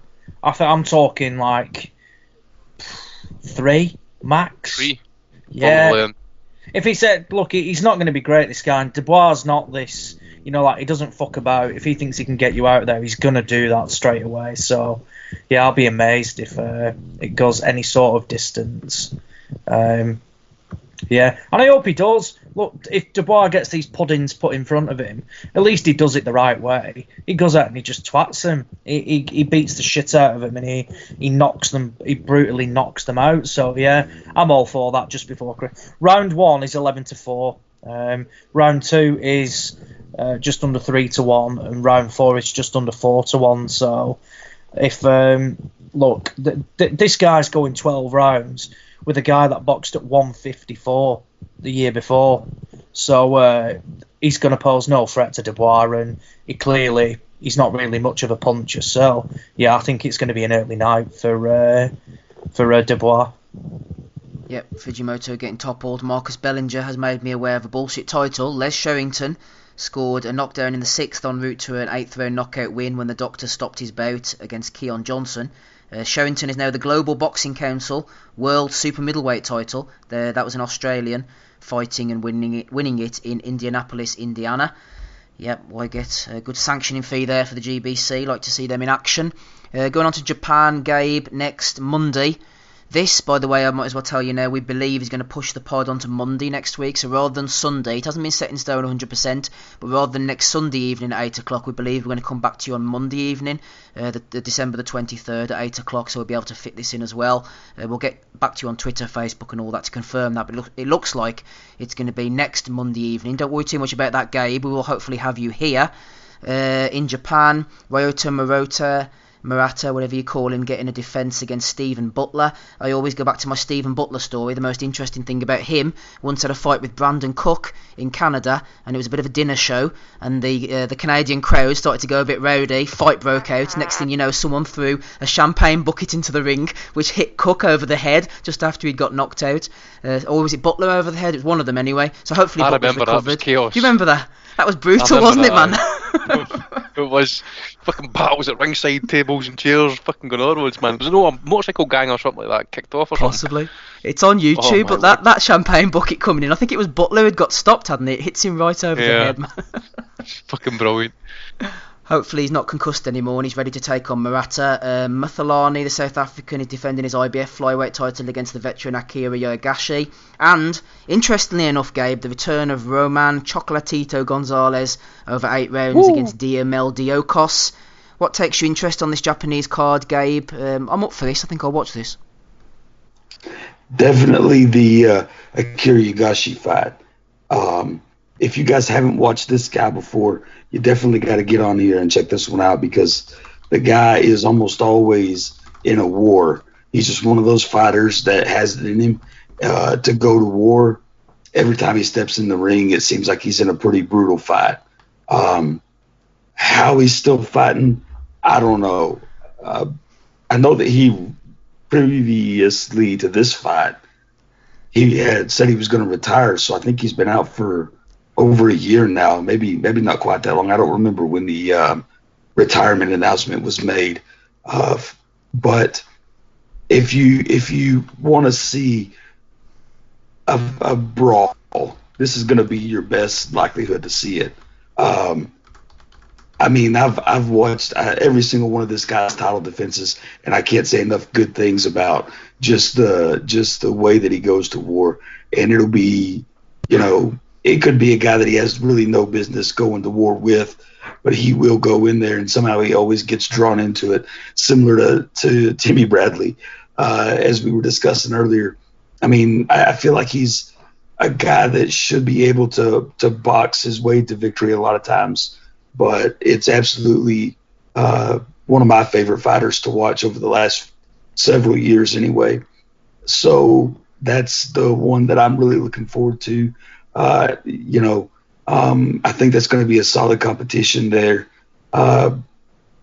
Kenshiro, another fun fighter to watch. I'm not really a big fan of Ryota Murata. I think the reason why he's going to get main status on this card is because he was signed with Top Rank after he came out of the Olympics. So I think he's been with Top Rank pretty much his entire career. So yeah, he's not one that I'm really looking forward to a whole lot. I mean, I'll watch him fight pretty much whenever he's on. I'm not going to turn the channel off, but those two, the Kenshiro and the Akira Yagashi and the Mathalane fight, those are going to be my two big watches on here. I'm not really big excited about Roman Gonzalez coming back. I guess it always has the potential to be a good fight there, but I think it's only scheduled for 10 rounds, maybe an 8-rounder. So it's just to get his feet wet. I don't think his opponent's going to bring a whole lot to challenge him with. So it should be a pretty good show overall on that one, and I'm definitely excited about that card. Seems like the Japanese have got this shit figured out with the month of December. They always have pretty good cards in December, and of course they always have the big New Year's Eve shows. So for the most part, they tend to have some pretty good events on in the month of December over in Japan. Good man, Gabe, climbing off his deathbed to be with us for episode 353 alongside Rob Kelly, Ozzy Smith, Andy Patterson, coming up towards Value of the Weeks and out of here very shortly. Before we do so, Eddie Hearn's got a show on next week in Nevada. Rob, he wanted it in Nevada all along, didn't want to go to Las Vegas whatsoever. Danny Jacobs against Julio Cesar Chavez Jr. There's a red flag on BoxRec. Will it go ahead? Who knows? Josh Kelly, Gabe Rosado, Liam Smith on the card as well. Maurice Hooker, and an interesting fight between Julio Martinez Aguilar. You might have seen him battering Charlie Edwards on the floor recently against Christopher Rosales for the vacant WBC flyweight title. So what do you think about this card? Well, that should be a scrap. Yeah, that should be a good little scrap. I don't give a fuck about it, Steve. That's what I think. And I think that Hader Dave is not here tonight. I can attempt a Bob Fader and what he thought of the whole fucking Chavez Danny Jacobs situation. He said Eddie Hearn is going around with his head up his ass, which is good. But yeah, he lobbied the commission, didn't he, to make that fight, even though there's been fucking suspicion around Chavez Jr. again. Surprise, surprise. But Eddie wants the sport cleaned up, and that's that. He's going to do what he has to do to make it happen. So he's outraged by Big Baby Miller and the likes, and he wants the sport cleaned up. So he's going the right way about it. Well done, Eddie. Thumbs up there from Rob. Jason Chukwu will be in attendance next week on Thursday evening in Bethnal Green, Aussie. If you turn on your Sky Sports pay-per-view, no, it's not pay-per-view, is it? Sky Sports Boxing or whatever the channel is. Richard Riakporhe going in vacant British Cruiserweight title against Jack Massey. Good fight, both undefeated guys. Luther Clay, formerly of this pod, going in against Freddie Kiewit. Expect him to win that one. Shannon Courtney's on the card as well. Kieran Conway, decent fighter. Any interest in this at all, Ozzy? Yeah, the two named fights are quite good, actually. That Kiewit got a decision, I'm sure. I think he beat Paddy Gallagher, Steve, earlier this year, actually. Was that on an MTK card? It was a very close fight, yeah. It was, yeah. It was very close. And I forget, I think, I can't remember if he's been in with somebody else, so he should have been fighting somebody else. But Clay's, I like Clay. Luther Clay, obviously, he was on this pod as well. Decent style, looks good. Looked really good in Italy. Against that Dario Morello, and that should be good. That should be a good fight. That should be a decent contest. Two well matched fighters. I think we were calling that we want to see Luther Clay with Conor Benn next year. Look, this may be the start of building it potentially on Sky for a second time in as many fights. So yeah, fingers crossed that he can come through that. The main event is good. Exactly what you want to see for a British title. Riakporhe Massey. probably side with Richard Riatpori in this. Just feel he's boxed the better fighters. Hyde, McCarthy, Billum, Smith. Massey been really inactive, and being brutally honest, as Ian Timms is probably his best win, and Ian Timms isn't great. Go on, Timms. Yeah, he was okay as an amateur, wasn't he, Steve? But never really. He was 5-time Irish champion. Yeah, but never really transitioned into the pros that well. So, yeah, I think. Look, I mean, if Massey wins, then it's a great win for him. But I think I'd side with Riatport just because his last 3 fights have all been competitive. He's certainly got his flaws, and he's not the most, he's not technically gifted and things like that. But he's got power. He gets the job done, doesn't he? Yeah, and that win over Billum Smith. He's certainly not. I know that was a very close fight. That. I think some people definitely had Billum Smith winning. Obviously, others had Riatport winning as well. But he'll certainly learn from that. I mean, he destroyed Tommy McCarthy, and he was in. I think the fight with Sam Hyde. I think Hyde had a grotesque eye injury. It's horrendous, but again, that was close as well. So again, it wouldn't. Massey at one point was decent. I'm sure he was quite a good amateur as well. So it could be one of these again, from where Riatport gives rounds away to the boxer, but does his power, eventually tell? It's a good fight. He's the bookie's favourite, and I'd certainly side with him just for his essentially more experience with the more talented fighters. But aside from that, the undercard is non-existent. Again, it's just like it's not even been thrown together last minute. You've got a load of prospects on, but all against to be basically opponents to be confirmed. But obviously, our friend Shannon Courtney's on there, obviously bringing the banter for the females and things like that. So yeah, if there's one fight that I won't be tuning in for, it's hers.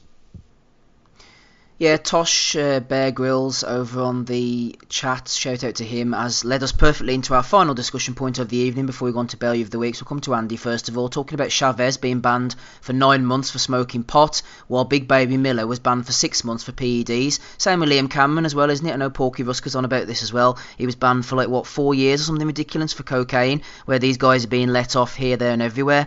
My opinion on Dillian White's situation is, I don't really know too much about it, but there's a lot of murkiness, a lot of grey areas, Andy, like the Tyson Fury situation. My instincts tells me that there's more to it than meets the eye, and that it's a case of powerful people coming up against an organisation that isn't able to financially back itself up against these powerful guys. And I don't want to accuse anything of White of anything. The reason I'm not going all out on this is not because I'm afraid of speaking out, but I'm not really sure on the situation. Maybe I'm getting this completely wrong, and I see all these people constantly putting messages on Twitter and that, and even on our YouTube, like, "Oh, you wankers, you don't know the facts, man, you don't know the truth." Well, why don't you come on the podcast and enlighten me, because that's exactly what I'm trying to find out. If you've got the facts and you've got the truth, YouTube commenting people, then come on the podcast and let us know. This is what I'm trying to get to, and I'm trying to get to the bottom of this situation. So tell me what the truth is. How much do you know about this? Well, I know some facts, and I'll try and keep it as succinct as possible, mate. But I think we need to start off by saying you're spot on with what you're saying about the lawsuits and stuff like that, because obviously the first time round about when Mr. White got caught, he didn't have the promotional muscle or the financial power himself to kind of fight a case, so he took a 2-year ban. This time he's played the same card, contamination, which I'll get to in a little bit. But I did think Eddie Hearn's comments were well timed, shall we say, when he said, it was basically kind of forcing UCAD to make a decision, and it was 2 or 3 days later he's cleared to fight, or exonerated, or whatever, vindicated, I think the word was used. So I just want to read out this wee statement here for UCAD on the situation, right? And I quote, "UCAD will not comment publicly on the specific facts. Neither UCAD nor Mr. White intend to make any further comment. Any public comments made by anyone other than UCAD or Mr. White will not be made on the basis of understanding of the full facts." So nobody knows the fucking facts, mate, apart from Dillian White and UCAD. And this is for our supposed to be premier drug testing authority. If it's a UCAD is government-run authority, and I'm sorry, that statement, in my opinion, undermines the absolute trust we're supposed to have in anti-doping in this country. Now, I'll just go back to Ewan McKenna. He made a very, eye-opening tweet, shall we say, a couple of days ago when he said, when it comes to state-sponsored doping, I spoke to a former British athlete last year who told me he knew of a prominent teammate that was doping going back a decade. He went to UCAD about this and they did nothing. UCAD refused to respond to me on this. They are the state body. Right, so let me go even further and stuff. I have personally made 3 FOI requests to UCAD over the last few years, all of which have been denied or rejected. To me, that is a very secretive organisation. Right, now, we're quite right. We can't come out and say that Dillian White absolutely intended to cheat, because he's tried to say this, okay, I use a contaminated supplement. Well, Steve, you and I both know there's a gentleman who listens to this podcast every week. I'll not mention his name, because if he wants to come on, he can give us his point of view if he wants to come on. But if he's listening to this, he'll know who I'm talking about. He'll know I'm talking about him. But he's a bodybuilder. He's a natural bodybuilder. And he knows the company who supplies Dillian White supplements. He uses the same company. Those supplements are called, which is Informed Sports Batch Tested. So they're definitely not tainted. I'm amazed, however, that this company is still sponsoring Dillian White. Now, Dillian White, if you used a contaminated supplement, why don't you do what Yoel Romero did in UFC? Sue them. Because Yoel Romero got done for a drug, I think it was called a butamorine or something like that. I don't know what it is, but he's basically broken it down the damages and stuff, and he lost something like $3 million in wages, $3 million in reputable harm, emotional damages and all that sort of stuff, and ended up getting like something like $27 million. Now, I don't know how much of that he's going to see, but what I'm saying to you is this, Dillian, if you use a contaminated supplement from that company, sue them, because you've got a home run, and you'll never need to take another punch in your life, right? Or unless you took another supplement that it wasn't really meant to be known. You maybe took something dodgy or something like that.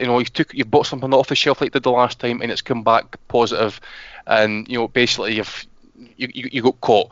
Now the thing is this: Dianabol, I believe, has got something between a 4.5 hour, 6 hour window, right? There's a very short half life, so you would need to think to yourself, is it potential microdosing? Now, as I say, he has passed tests from VADA in the build-up. I think he passed a test before the positive, and he passed a test after the positive, right? Now, I'm sorry, passing previous or post drug tests and stuff like that isn't an indication of innocence, right? Because to me, there's another gentleman kicking about called Nick Butler. Mr. Butler now, works for the ARD German sports newspaper. Who are they, you might ask? Yes, ARD are the people who are running all those drug doping documentaries and stuff like onto Russia and the German sports fields and all that sort of stuff. And he asked the question as well. Very, very legit question. He says, but where in the rules does it state that low amounts of steroids like Dianabol is enough to drop a case? Surely low amounts are always likely if someone is trying to avoid detection, i.e. microdosing. Now, as I say, you need to be in the know. And I don't use steroids and stuff like that, so I'm not really in the know, but I read. So if it puts me somewhat in the know and stuff like that, maybe it does, I don't care. But put it this way, the key to the situation here, this drug, is it's a banned drug. It's got a very, very short half-life, right? So what I'm going to say in conclusion is this. It is known the drug, and it's known what the supplement was, and what was the contaminant. So we need to know, to make a full informed decision, A, what was the supplement and what was the contamination. Because in light of it, it just proves to me is that the trace amounts are probably shows an isolated case of contamination, right? But at the same time as UCAD have really no helped the situation here. Because all they've done is just saying is there's no case to answer, and the likelihood in this case is probably contamination. So that's it, case closed. And we can't find out, we can't ask him, we can't put an FY request and stuff like that. So, when you go, Rob? No, I just think, I kind of covered it before, but I just think that the commissions are setting a dangerous precedent with this kind of thing, and the governing bodies, because you're seeing it more and more with testing now that more fellas are getting popped. So even if it's USADA used to be known as far from the gold standard when it comes to catching people, but they're catching everybody now in the UFC, and they're after saying, like, look, we're going to accept now from now on that certain trace amounts are going to be non-performance enhancing, and we're going to let it slide. In other words, they're indicating to the fighters, don't get caught cycling off. We're under pressure from the fucking organisations here for cancelling too many fights, and they're trying to get replacements in last minute. It's fucking up the business. We're going to let certain shit slide. You're seeing the WBC come out and say that they're going to let the clenbuterol slide now, basically, from certain Latin American countries, which is an open window for fellas to dope and cycle off. An open window. You're giving them a loophole to work with if they're based in those countries. Why wouldn't they dope? They're all going to be doping now.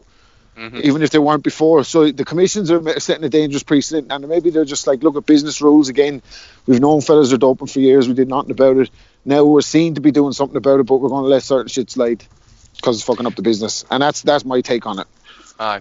So basically, the burden of proof was on Dillian Whyte and his team to prove to UCAD that he was clean, to the point is that it was contamination. Right? That's all he did. So whatever he's done and whatever he's proven to them has come up, in their opinion, it's suitable for them. But I go back to the fact that it's known the drug. Okay? Now, let's just get real here. Back in the bad old days of the cycling situation, stuff like when everybody was juiced to the tits on EPO, to the point that guys were having to wake up at 3 o'clock in the morning to cycle because the blood was that thick, up at 50% hematocrit levels, that guys were having fucking heart attacks at 24-year-old. Right? So when that shit got out of control, and they started bringing in EPO tests and stuff like that, what they had to do then was microdose. But they couldn't microdose every day. They did the day before, like the big mountain stages and stuff like that. So this is how guys were getting through that way. Now what I'm saying is, I'm probably just kind of repeating myself and stuff like that, but whatever Dillian Whyte's proven to UCAD and that has been suitable, but there's still too many unanswered questions. And to shut up shop like that suggests to me is of a cover-up. Now, I'm just going to end by saying this, right? If you're going to use contamination the first time as an excuse, okay, we can buy you with that. We can accept that. You bought it off the shelf and that shit can happen, right? Shit gets caught up in dodgy batch and all that sort of stuff. You know, we can shake somebody's hand, for example, who's been snorting cocaine. You can fail a drugs test. That happened to Mike Tyson. Apparently, I think it happened to his wife or something like that when he gave her a kiss after he snorted some lines and stuff like that. And she failed a drugs test, right? So it can happen. But if you are absolutely adamant, and remember this, by the way, Floyd Mayweather came out and said Manny Pacquiao was juicing, right? And we all believe Floyd was doing it, right? So does it take a juicer to know a juicer? Because you were very, very happy and very, very vocal about Anthony Joshua, who, by the way, has never failed a drugs test. Never failed a drugs test. And you failed twice now, right? Anthony Joshua was accused by Dillian Whyte numerous times on his YouTube channel and on Sky Sports of being a drugs cheat. You've made hand indications to suggest that he was shooting himself with some steroids or whatever and stuff like that. So now the shoes another foot in that is contamination. Tweeted out that drugs don't work as well. Yep. So what to do, Dillian Whyte? If you were cheated, because that's what you're talking about, I've been fighting, everybody's against me and all that sort of stuff. That's the usual fucking route you go down that. You always take the kind of paranoid route that everybody's against you, the world's against me and stuff like that. See if you're absolutely 100% certain that it was contamination. Sue the supplement company, because I want to see how that goes, because I'm telling you right now, John Jones in the UFC claimed the same thing. I don't know when, I think it might be the last drug test that he failed or something like that, or maybe the one before that. He said, I've been using a new supplement, and he says, listen, didn't put this in us, John. We told you what was in this, so if you've been taking something else on the back end, that's on you. So if the contamination is not as a result of the supplement, how do they get there, Dillian? Because as I understand it, that drug can only be taken one way, and that's orally. Now, if it's not by a supplement company and you've taken something else, or you've deliberately taken a microdose of that Dianabol, which apparently can, like, say, maintain fluid retention, breast enlargement. Well, look at the fucking state in your last fight, So that's all I'm going to say to that. But as I say, there's too many unanswered questions. UCAD have shut up shop. It's all nice, convenient, but a wee bone on the top of it. You're now cleared to fight, and he's now getting reinstated as WBC interim champion or something. I forget what it is. But as I say, people are asking questions here. By the way, Hugh McKenna asked questions. As I said, Nick Butler for ARD. You didn't want guys like that stuffing about. By the way, So as I said, I'll just leave it at that. But Yeah. as I says, it's no drug testing anymore. It's IQ testing. I mean, some of these drugs and that are coming in. Steve, I'll just read you off a list here, right? Durabolin, 4.5 days, right? Winstrol, 24 hours. Anavar, 9 hours. Andorol, 5 to 9 hours, and the one we're talking about, Dianabol, 4.5 to 6 hours. This is what's known as the time over which a steroid stays in the user's body is known as the drug's half-life. It takes longer to withdraw from steroids with longer half-life. The half-life of somebody commonly abused steroids include, and Dianabol is on that list, 4.5 to 6 hours. So if you've passed tests previously, and you think to yourself, right, okay, I've got nothing on the day, I can take this, and I'll be out of my system in 4.5 hours to 6 hours. Chap at the door, 3 hours later. Drug testing, oh fuck. You know, what did he say in the post-fight testing again?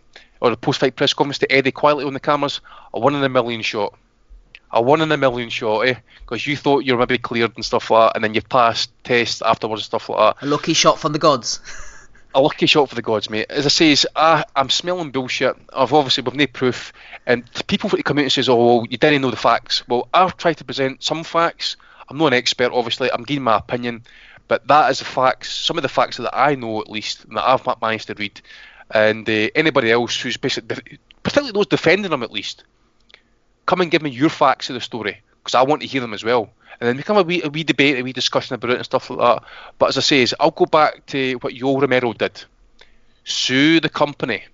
Then we'll maybe get an answer. But I don't think he will, because he's got his career back now. He's back in the PEDs and stuff like that. He's calling for a Joshua rematch. He's got his interim world title back. So he's back in the big time.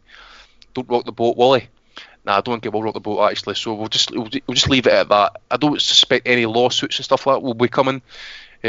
Particularly against a guy like Thomas Hauser, who will just be laughing. I think he's an ex-lawyer as well. He'll be laughing his bollocks off at the thought of having to defend a lawsuit against this. It'll be an absolute laugh.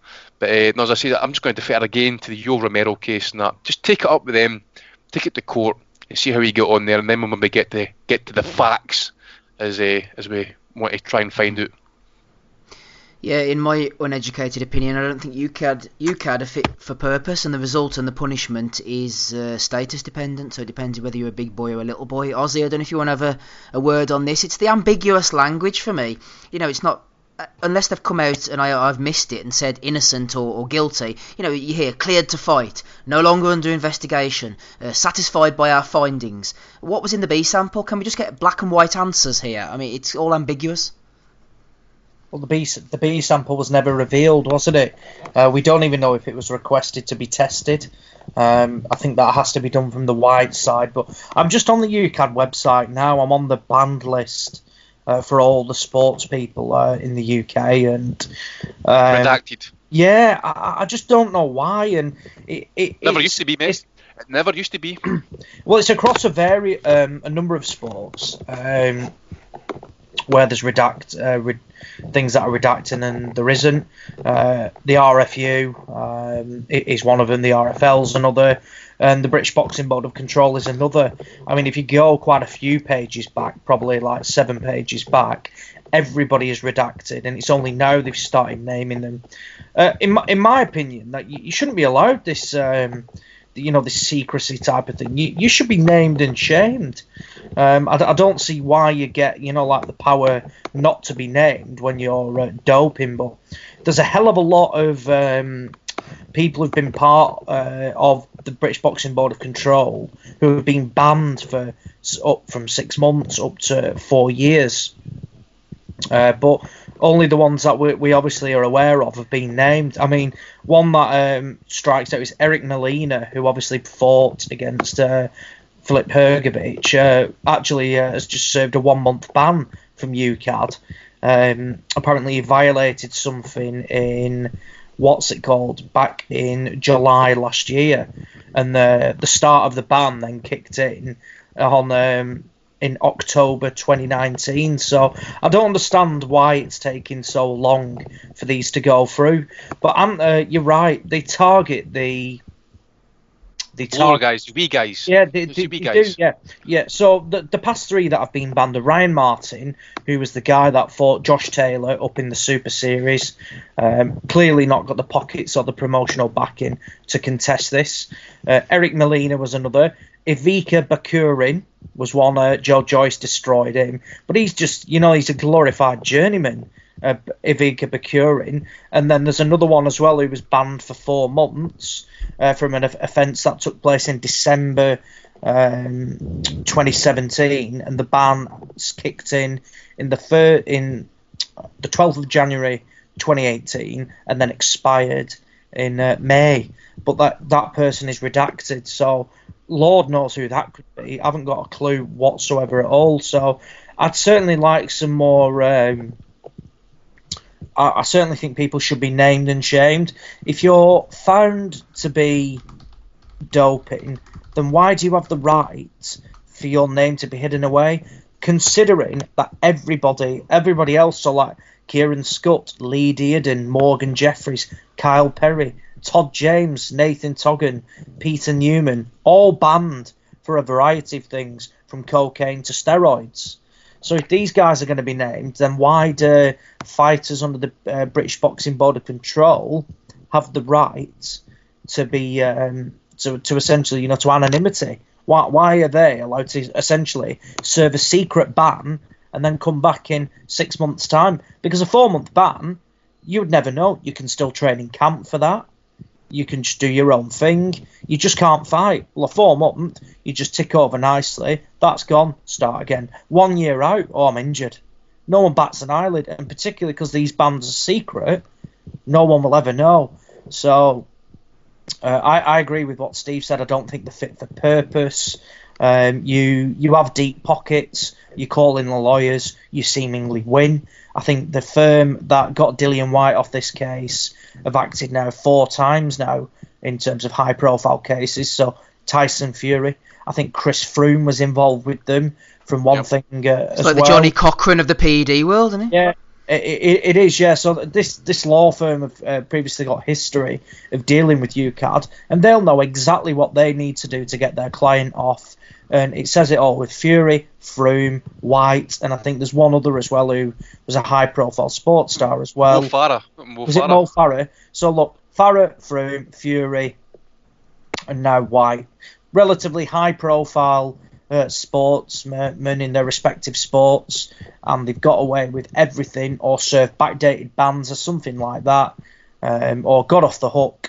And it was because this law firm knows the ins and outs and knows that our client has got deep pockets, we'll take you to the cleaners and you can't afford it. And in my opinion, if a firm like this, they had a fighter that failed a test, regardless, he was never cleared of that failed test whatsoever. He even said in the statement that it was still found he was never cleared from that, but they can't do anything about it. So what's the point in them? It's like me drug testing somebody. I could find out that, a boxer from here is sniffing coke or something like that, or, taking growth hormone. Yep, I've got a failed test here, but it's absolutely worthless because I can't do anything with it. And that's essentially what UCAD's tests are, unless you're the Ivica Bakurins and Ryan Martins of the world, from where they're never going to fight in this country anyway. So I'm sure the ban only applies to the UK. So in reality, they're not going to come back for 4 years. They don't care. They don't care whatsoever. There should be one governing body, in my opinion, that operates throughout the world. And all 4, but essentially, all the bodies get on board with it. And if you fail with, for example, say it's VADA, if you fail with them, your ban is a minimum of 2 years, or 3 years, or life, and that's that. None of these sub firms like UCAD, WADA, USADA, etc., things like that. It should be one only across the sports, and if you fail, that's it. And you should be named and shamed. None of this anonymity bullshit whatsoever. Talking of law firms, if anyone's not happy about what we're saying, Ben Wiseman Industries are representing us on this matter, bringing you in, Andy, for the final time here. The guys are saying about Rivas. Will Rivas get compensated for this? Lee the Alcoholic Frotch says, the thing is, it would never have been made public. If it wasn't for that rat, Thomas Hauser, Rivas would have never found out either. True, mate. I don't know if he's going to get compensated and stuff like that. It was just disgusting the way it was all handled and that. I'm just going to be saying this. I'm not fucking Chuckwood was going mental in the chat there saying, "Fuck me, Andy's defended Femi." Well, I'm actually going to give some praise to Eddie Hearn, believe it or not, here actually.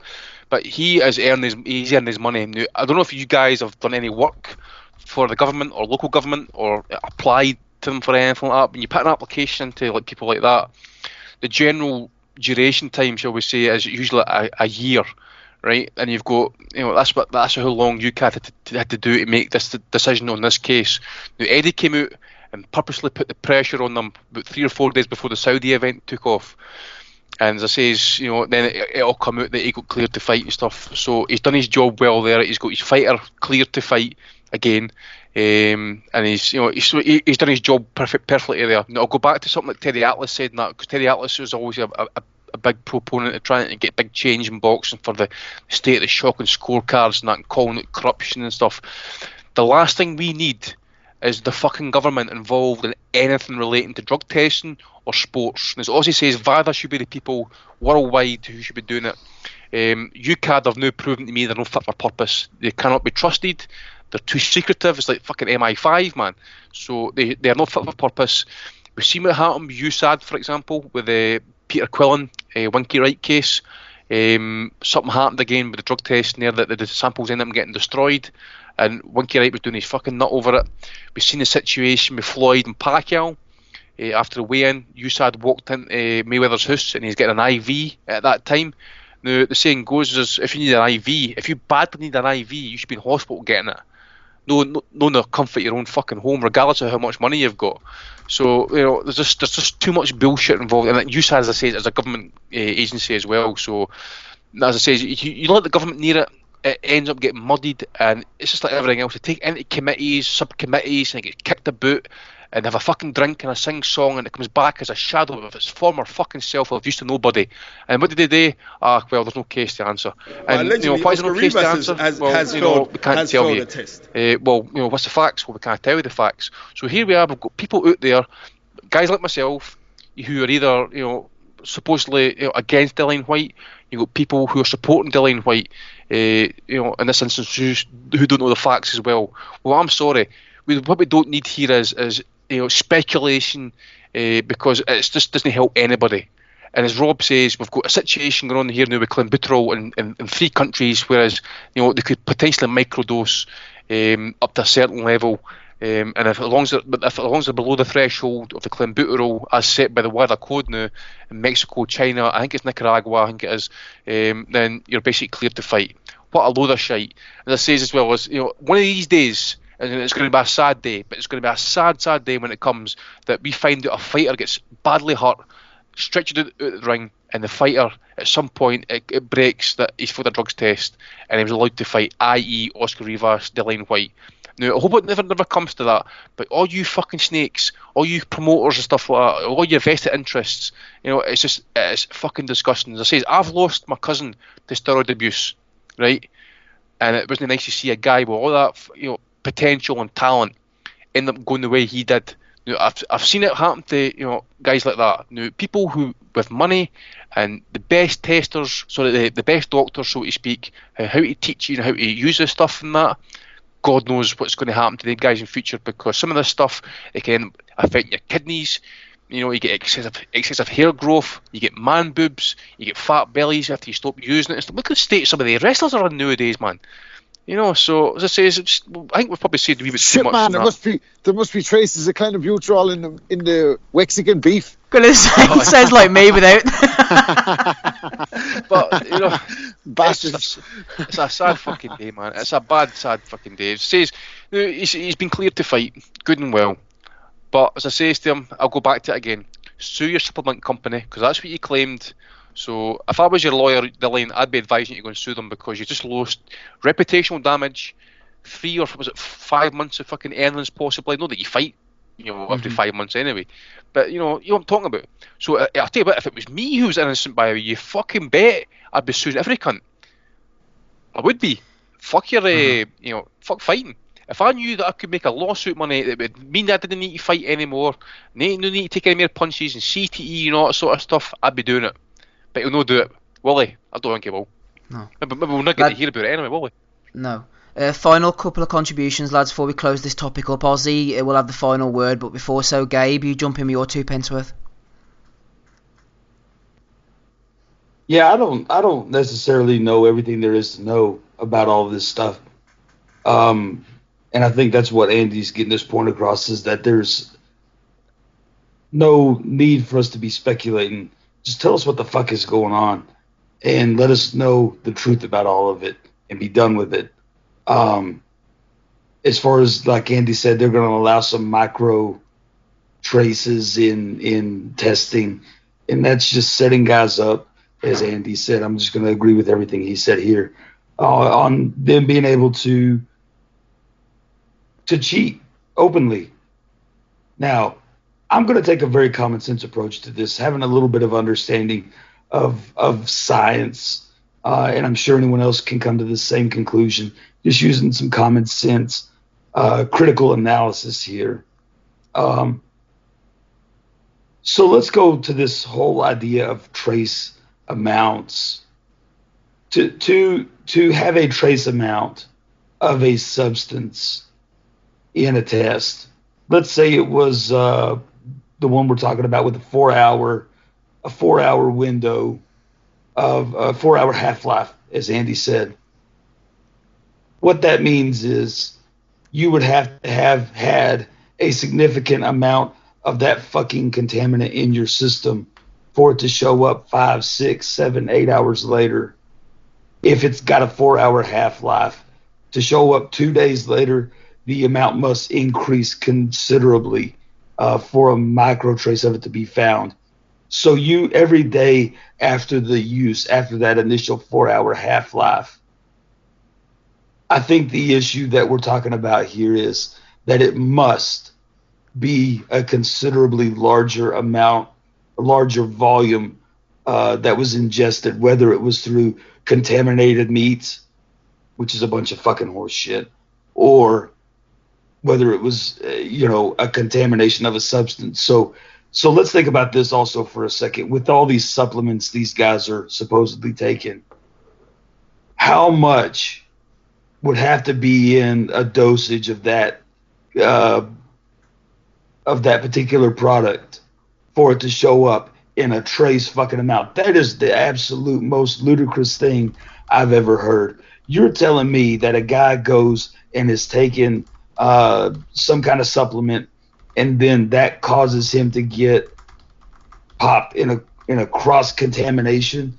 That would have had to be a significant amount in that dosage, a significant amount in that dosage for it to pop up later on as a trace contaminant, as a trace in that person's body. There is no way that you can tell me that these guys that are getting popped for small volumes in their tests aren't having significant amounts in their system. There's no fucking way it can happen. That's like saying, oops, I accidentally spilled 5 gallons of salt in a recipe that took 2 tablespoons. It makes no sense. It makes no sense at all. So how can you say that you're getting trace amounts and contaminated into these voluminous products? They don't make a fucking one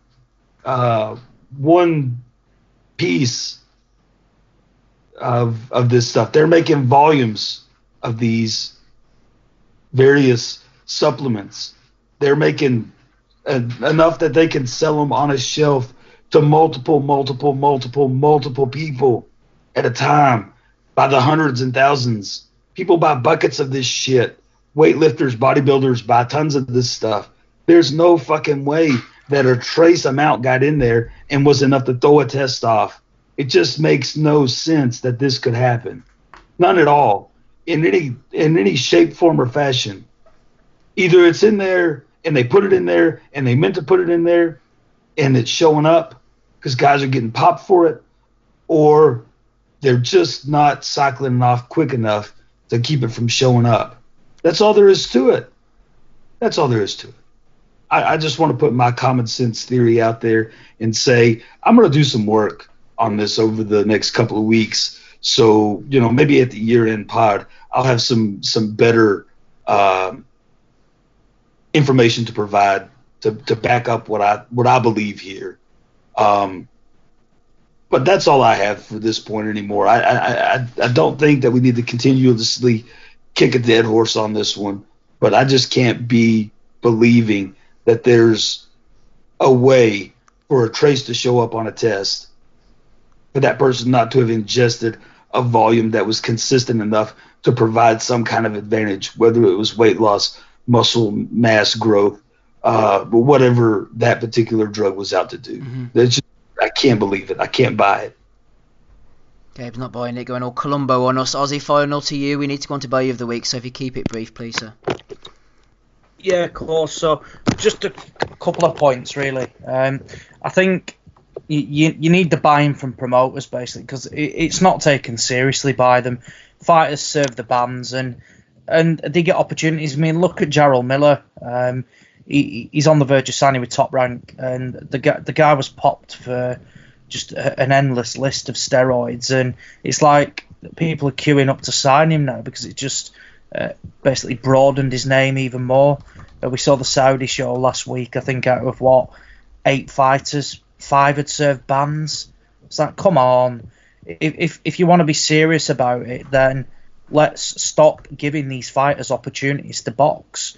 If you want to shoot PEDs up you and things like that, you do it, but then don't expect opportunities further down the line, particularly repeat offenders as well. But then on the flip side of that, I personally would remove, people who get popped for like cocaine and stuff like that and weed and things. I don't dub them as like performance enhancing. If somebody has a joint at home and things like that, and then they fail a test and get a 2-year ban, I do believe that's quite harsh. Likewise, you show me a fighter who can fight stone, by the way, and I'll show you somebody who's a fucking... This is what I mean. It's like... This is what I mean, yep. And you're not going to do that during camp, are you, and things like that. It's not... that is not performance enhancing. Like you say, cocaine and things like that as well. They're probably doing it on the piss and things like that. Not, 4 weeks into an 8-week camp. Oh yeah, I'll do a gram of coke and things like that. It's not what it's there for. So that's personally that's just my opinion. That some people think, look, if you do anything of the sort, then coke, weed, whatever, they'll be banning paracetamol next. But yeah, you can't. You should be banned. But I think recreational drugs, in my opinion, should be off that list. But then there should be one universal list of banned substances, not this in contest and out of contest like Billy Joe Saunders got scuppered by, really, because on one thing that he didn't break any drug laws in the UK. However, according to VADA, he did. So you need to clarify things like that. There should be one list. If it's banned, it's banned. None of this in and out of contest. But for me, I'd remove recreational drugs as well. But ultimately, you need the backing and support of the promoters, because they're the ones that make the fights, and you should have the TV firms as well get involved and say, we are not having drug cheats on. If it's just a tainted substance, then there can be ways and means around it, because, look, that can genuinely happen, like a pre-workout or something. But if it's, we're talking like serious stuff, steroids and things like that, then for me, you should not be allowed the opportunities to fight on high-profile platforms, earning millions of dollars when you're knowingly cheating, and at the end of the day, could kill somebody. Well said, Ozzy. We'll leave it there and move on to Value of the Weeks. Indeed, if anybody wants to make any comments, then hit us up on Twitter or in the comments underneath the YouTube video. And if you're not happy with what we're saying or want to disagree with anything or the facts aren't there, then absolutely give us a shout and you can come on next week and put us right. You're more than welcome, everybody. On to episode 353, Value of the Weeks. Rapping Rob Kelly's still with us. Gabe Lewis as well, Ozzy Smith, Andy Patterson. First one is from Donny Baseball. Remember him? Him and David Almond have been nominating Chucky 406-402, putting a picture of Mike Tyson next to Anthony Joshua and saying it will be a toss-up on this one, hard to pick. Billy Nelson has been nominated by Declan Graffin. Martin Bacoli will gladly fight Dillian White. Eddie Hearn tagged in there. Make it happen, Edward, says Brad. You will see a real fight. And moves like Zaga jumped in. I believe Martin deserves a shot as a top heavyweight. Dillian versus Martin would be a great fight. O'Hara Davis was nominated by Jamie Coleman. I would like to vote. Can somebody please send me the website that I can use to vote with, please? Greg Cross has nominated whoever runs Frank Warren's Twitter. Boxing Social, we're interviewing Dave Caldwell. Nobody would have beaten Tony Bellew that night. Dave Caldwell reminisces about when Tony Bellew defeated Ilunga Makabu to become WBC Cruiserweight World Champion at Goodison Park. I believe this was Terry Woodfine, jumped in, said, no Dave, Bellew went to hell and back with a guy who in his previous fight fought a local bin man who was 500th in BoxRec. So I wish Bellew went into the World Boxing Super Series because all of those fighters on that night would have pounded him. Andy's thrown in a title watch here. I think it was the GBU or the BBU or something. Love a good title ourselves. Baltic Boxing Union, mate. Baltic Boxing Union. Love a sanctioning fee off them boys. Tommy Cahill is one of many people who throw in this absolute... I think I'm in that tonight. It's Baltic out there tonight in Wexford. Okay, Rapping Bob Kelly, avoiding the bullets and the snowflakes. Tommy Cahill is one of many people to nominate this one, as reported by BoxingScene.com. Barry McGuigan reacting to the Anthony Joshua-John Ruiz fight. Joshua was like Muhammad Ali, moving like that, said Barry McGuigan, so a strong front runner is he. Andy, I will give you an opportunity at this point to throw in them in any nominations that you might have. Yeah, I've got one, mate, for Javonte Davis. I don't know if anybody caught this tweet. I'm just trying to find it now. Actually, there it's there. So he tweeted out last week. He says, I'm not signing no more gloves, shirts, or nothing else since you all want to be selling it. So I just kindly reminded him that, was the guy that's sold all your furniture that Floyd Mayweather bought you and then moved back to Baltimore? He never got back to me with that one, unfortunately. I'm surprised he never tipped in there. So, that's one of them. Didn't want to put up Adrian Broner, but I did notice his name got put into some documents regards to money laundering and drugs and stuff like that. But I read the article. It was quite funny actually. It was like this guy. He's in the car and he gets pulled over by the cops and something like $14,000 in cash, and it's a rental vehicle. And the police asked him. He says, "Where did you get the cash for?" And he says, "I'm holding it from my wee brother, Adrian Broner." And the driver's son, who's sitting in the fucking back seat, says, "That's not right, Daddy." He says, "AB didn't give you that money." So the wee laddie grasped out his fucking face. Rats out. And I've got one for Bob Arum for saying that basically the Crawford Spence fight could be done in an hour once Spence is healthy. So that to me suggests that fucking Errol Spence is literally washed out and he's never going to fight again and stuff like that. Bob Arum is making comments like that. So that's my 3 for this week, mate. Good job, Andy. Strong ones there. Ben Thorns, continuing with mine, as nominated Perry, one of these Twitter experts, saying Dillian White has been cleared by UCAD. Do your research, says Perry. And from the first offence, it was from contaminated meat. Have you ever heard of someone turning over a new leaf? Maybe it was a new lettuce leaf on top of that contaminated beef burger. Leonard Ellaby has been nominated by Toby. Javonte Davis. A Javonte Davis event is like a Mike Tyson event in the late 80s. Trading Leather Boxing continues his campaign against Tommy the Guru Allen. The Guru was talking about Anthony Joshua again, trying to put him down. 7 days now, rent-free. He thinks that Joshua is living rent-free in the Guru's head.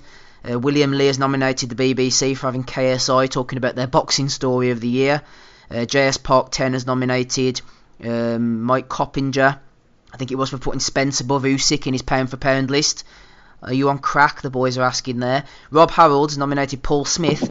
Gordon was going in on Smigger, saying that he was a dickhead or whatever it was, and Paul Smith tweeted him back, Gord, I'm at Aintree Costa 5 days a week, mate, from 10 a.m. till 12 p.m. The Rotunda Gym, Monday and Wednesday and Friday, 5:15 till 6:30. Anytime you feel like growing a pair and saying this to me in person, feel free. I'll usually be by myself. It's a big fat Smigger, Rob. All the burglars will be rubbing their hands. That's why he's got Duncan Ferguson on fucking retainer. When Duncan Ferguson catches a robber by they spend 3 days in the hospital. Boy up last week, didn't he? Picked him up with two. Aye, ragdolled him like a scouse fucking burglar. There you go, Smigger's house. If you want to get in and steal a size 46 tracksuit, that's the size. That's the time. Hey Steve, watch it. You better watch it talking like that, or you're gonna have to go down to Costa and fucking prove yourself. Here, Smigger, if you want it, If you want it, Smigger, I'm sitting at my laptop every Sunday evening from 8 o'clock. Costa till be 10 lighter with him, o'clock. wouldn't it? Fucking hell, man! You shut up with you. When that big fella's got to fight in the Costa, shut up with you. If you want it, till 10:30 some nights. Gabe, any nominations from you this week? No. Nothing from Gabe. A nomination from Andrew McCormick for Danny Williams, as we mentioned earlier, the whole German debacle. I think that's all the ones I've got. Good old Danny. Barry McGuigan's a good front runner. Smigger Smith as well. Danny Williams, BBC. Ozzy, any nominations from you? No, nothing from me. I'm torn at the moment, Rob. I'm liking that Javonta Davis one. I'm liking AB, but I'm definitely liking the Smigger one. I have a few. I like the Danny Williams one because it reminded me of when we were doing PE and we'd be doing hurling, and I just rock in the fucking tracks and like, not today, teacher. No, I've got a note. I'm not doing that. I have to give one to Showtime Sean Porter. PVC are making an attempt now at doing a kind of a boxing program, and actually the guys asking the questions are quite good. Abner Maris and Sean Porter, their punditry is pretty good. I got to give them that. They were interviewing Harrison to get ahead of the Charlo fight. And Sean Porter was wearing a yellow blazer and a red tie. He fucking looked like the fucking fry captain of the month from McDonald's. It was horrendous, man. They're slaughtering him in the comments, man. They're saying he gets dressed in the dark and all. They're absolutely going to town on him. So that was pretty funny. Tony Harrison's been dogging wee fucking ho-ass Charlo for about 3 months now, man. It's been brilliant to watch it. Hopefully he pulls it off, because Charlo's going to end up crying if it does. That'd be a perfect December ending, like Maidana Broner. But I had to give one as well to Timothy Bradley. I know we mentioned it earlier. Timothy Bradley, pull your big boy pants on and get in the ring with Terrence Crawford. You little shit, you fucking should know just how hard it is to make those fights scene, as you fought everybody that was on Top Rank after you re-signed with Aaron. Everybody you fought was on Top Rank. Manny, Provodnikov, fuck off, Tim, will you? Couldn't he fight Amir Khan because Gary Shaw wouldn't allow the fight to happen, so he had to wait until the contract ran down him before he signed up with Bob Arum. So he kens himself how fucking hard it is. Even Andrew Ward looked at him and was like, "Hey, you're on your own here, man. You're fuck now." Joe Tisser's like, "Oh shit, man." And really I wouldn't mind. He's actually pretty good at calling the fights, but fucking hell, man, that is shocking. Like, absolutely shocking. Like, even Crawford must be embarrassed with that. Like, I know they're buddies, but like, he'd be looking at him like, "You're doing too much, man. Shut up, will you?" Like, and I had another one, but I can't remember it now, so we might as well go on. Yeah, we'll forget about that one then. Jason Chukwu in the chat says nomination. I couldn't let this one go. O'Hara Davies, he's hardly the brains of Britain, like, is he? He said this year he's going to vote for the Tories, but next year he's going to even it up and vote for the Conservatives. So first of all, he thinks that the fucking general election is every year, and secondly, he thinks that the fucking Conservatives and the Tories are two different parties. That's because he's got one foot in the streets and one foot in the industry. O'Hara Davies, he sounds to me, I'm not insulting the guy's intelligence, but he sounds to me like a stupid person trying to sound intelligent when he talks just because he speaks slowly. The fucking dipshit. So O'Hara Davies has to get one as well. Was he breathing through his two noses at the time, eh? He hasn't got enough oxygen going to his brain anyway. There's something wrong. Yeah, it might have been on the troll. Jason has nominated Adi Oladipo, whoever that is, no idea. I only recommend Dippo Osho. Curly Watts, Peter Fury article on Sky Sports bigging up Kubrat Pulev as AJ's next opponent as well, has also been nominated. Right, let's go through the we've done the nominations, so let's get on to it then, shall we? I'm going for Smigger this week, putting his agenda up ready for a scrap. Ozzy, who are you going for? I'm going for Danny Williams, actually. Danny Williams putting in a sick note. Dog ate my homework. Gabe, who are you going for?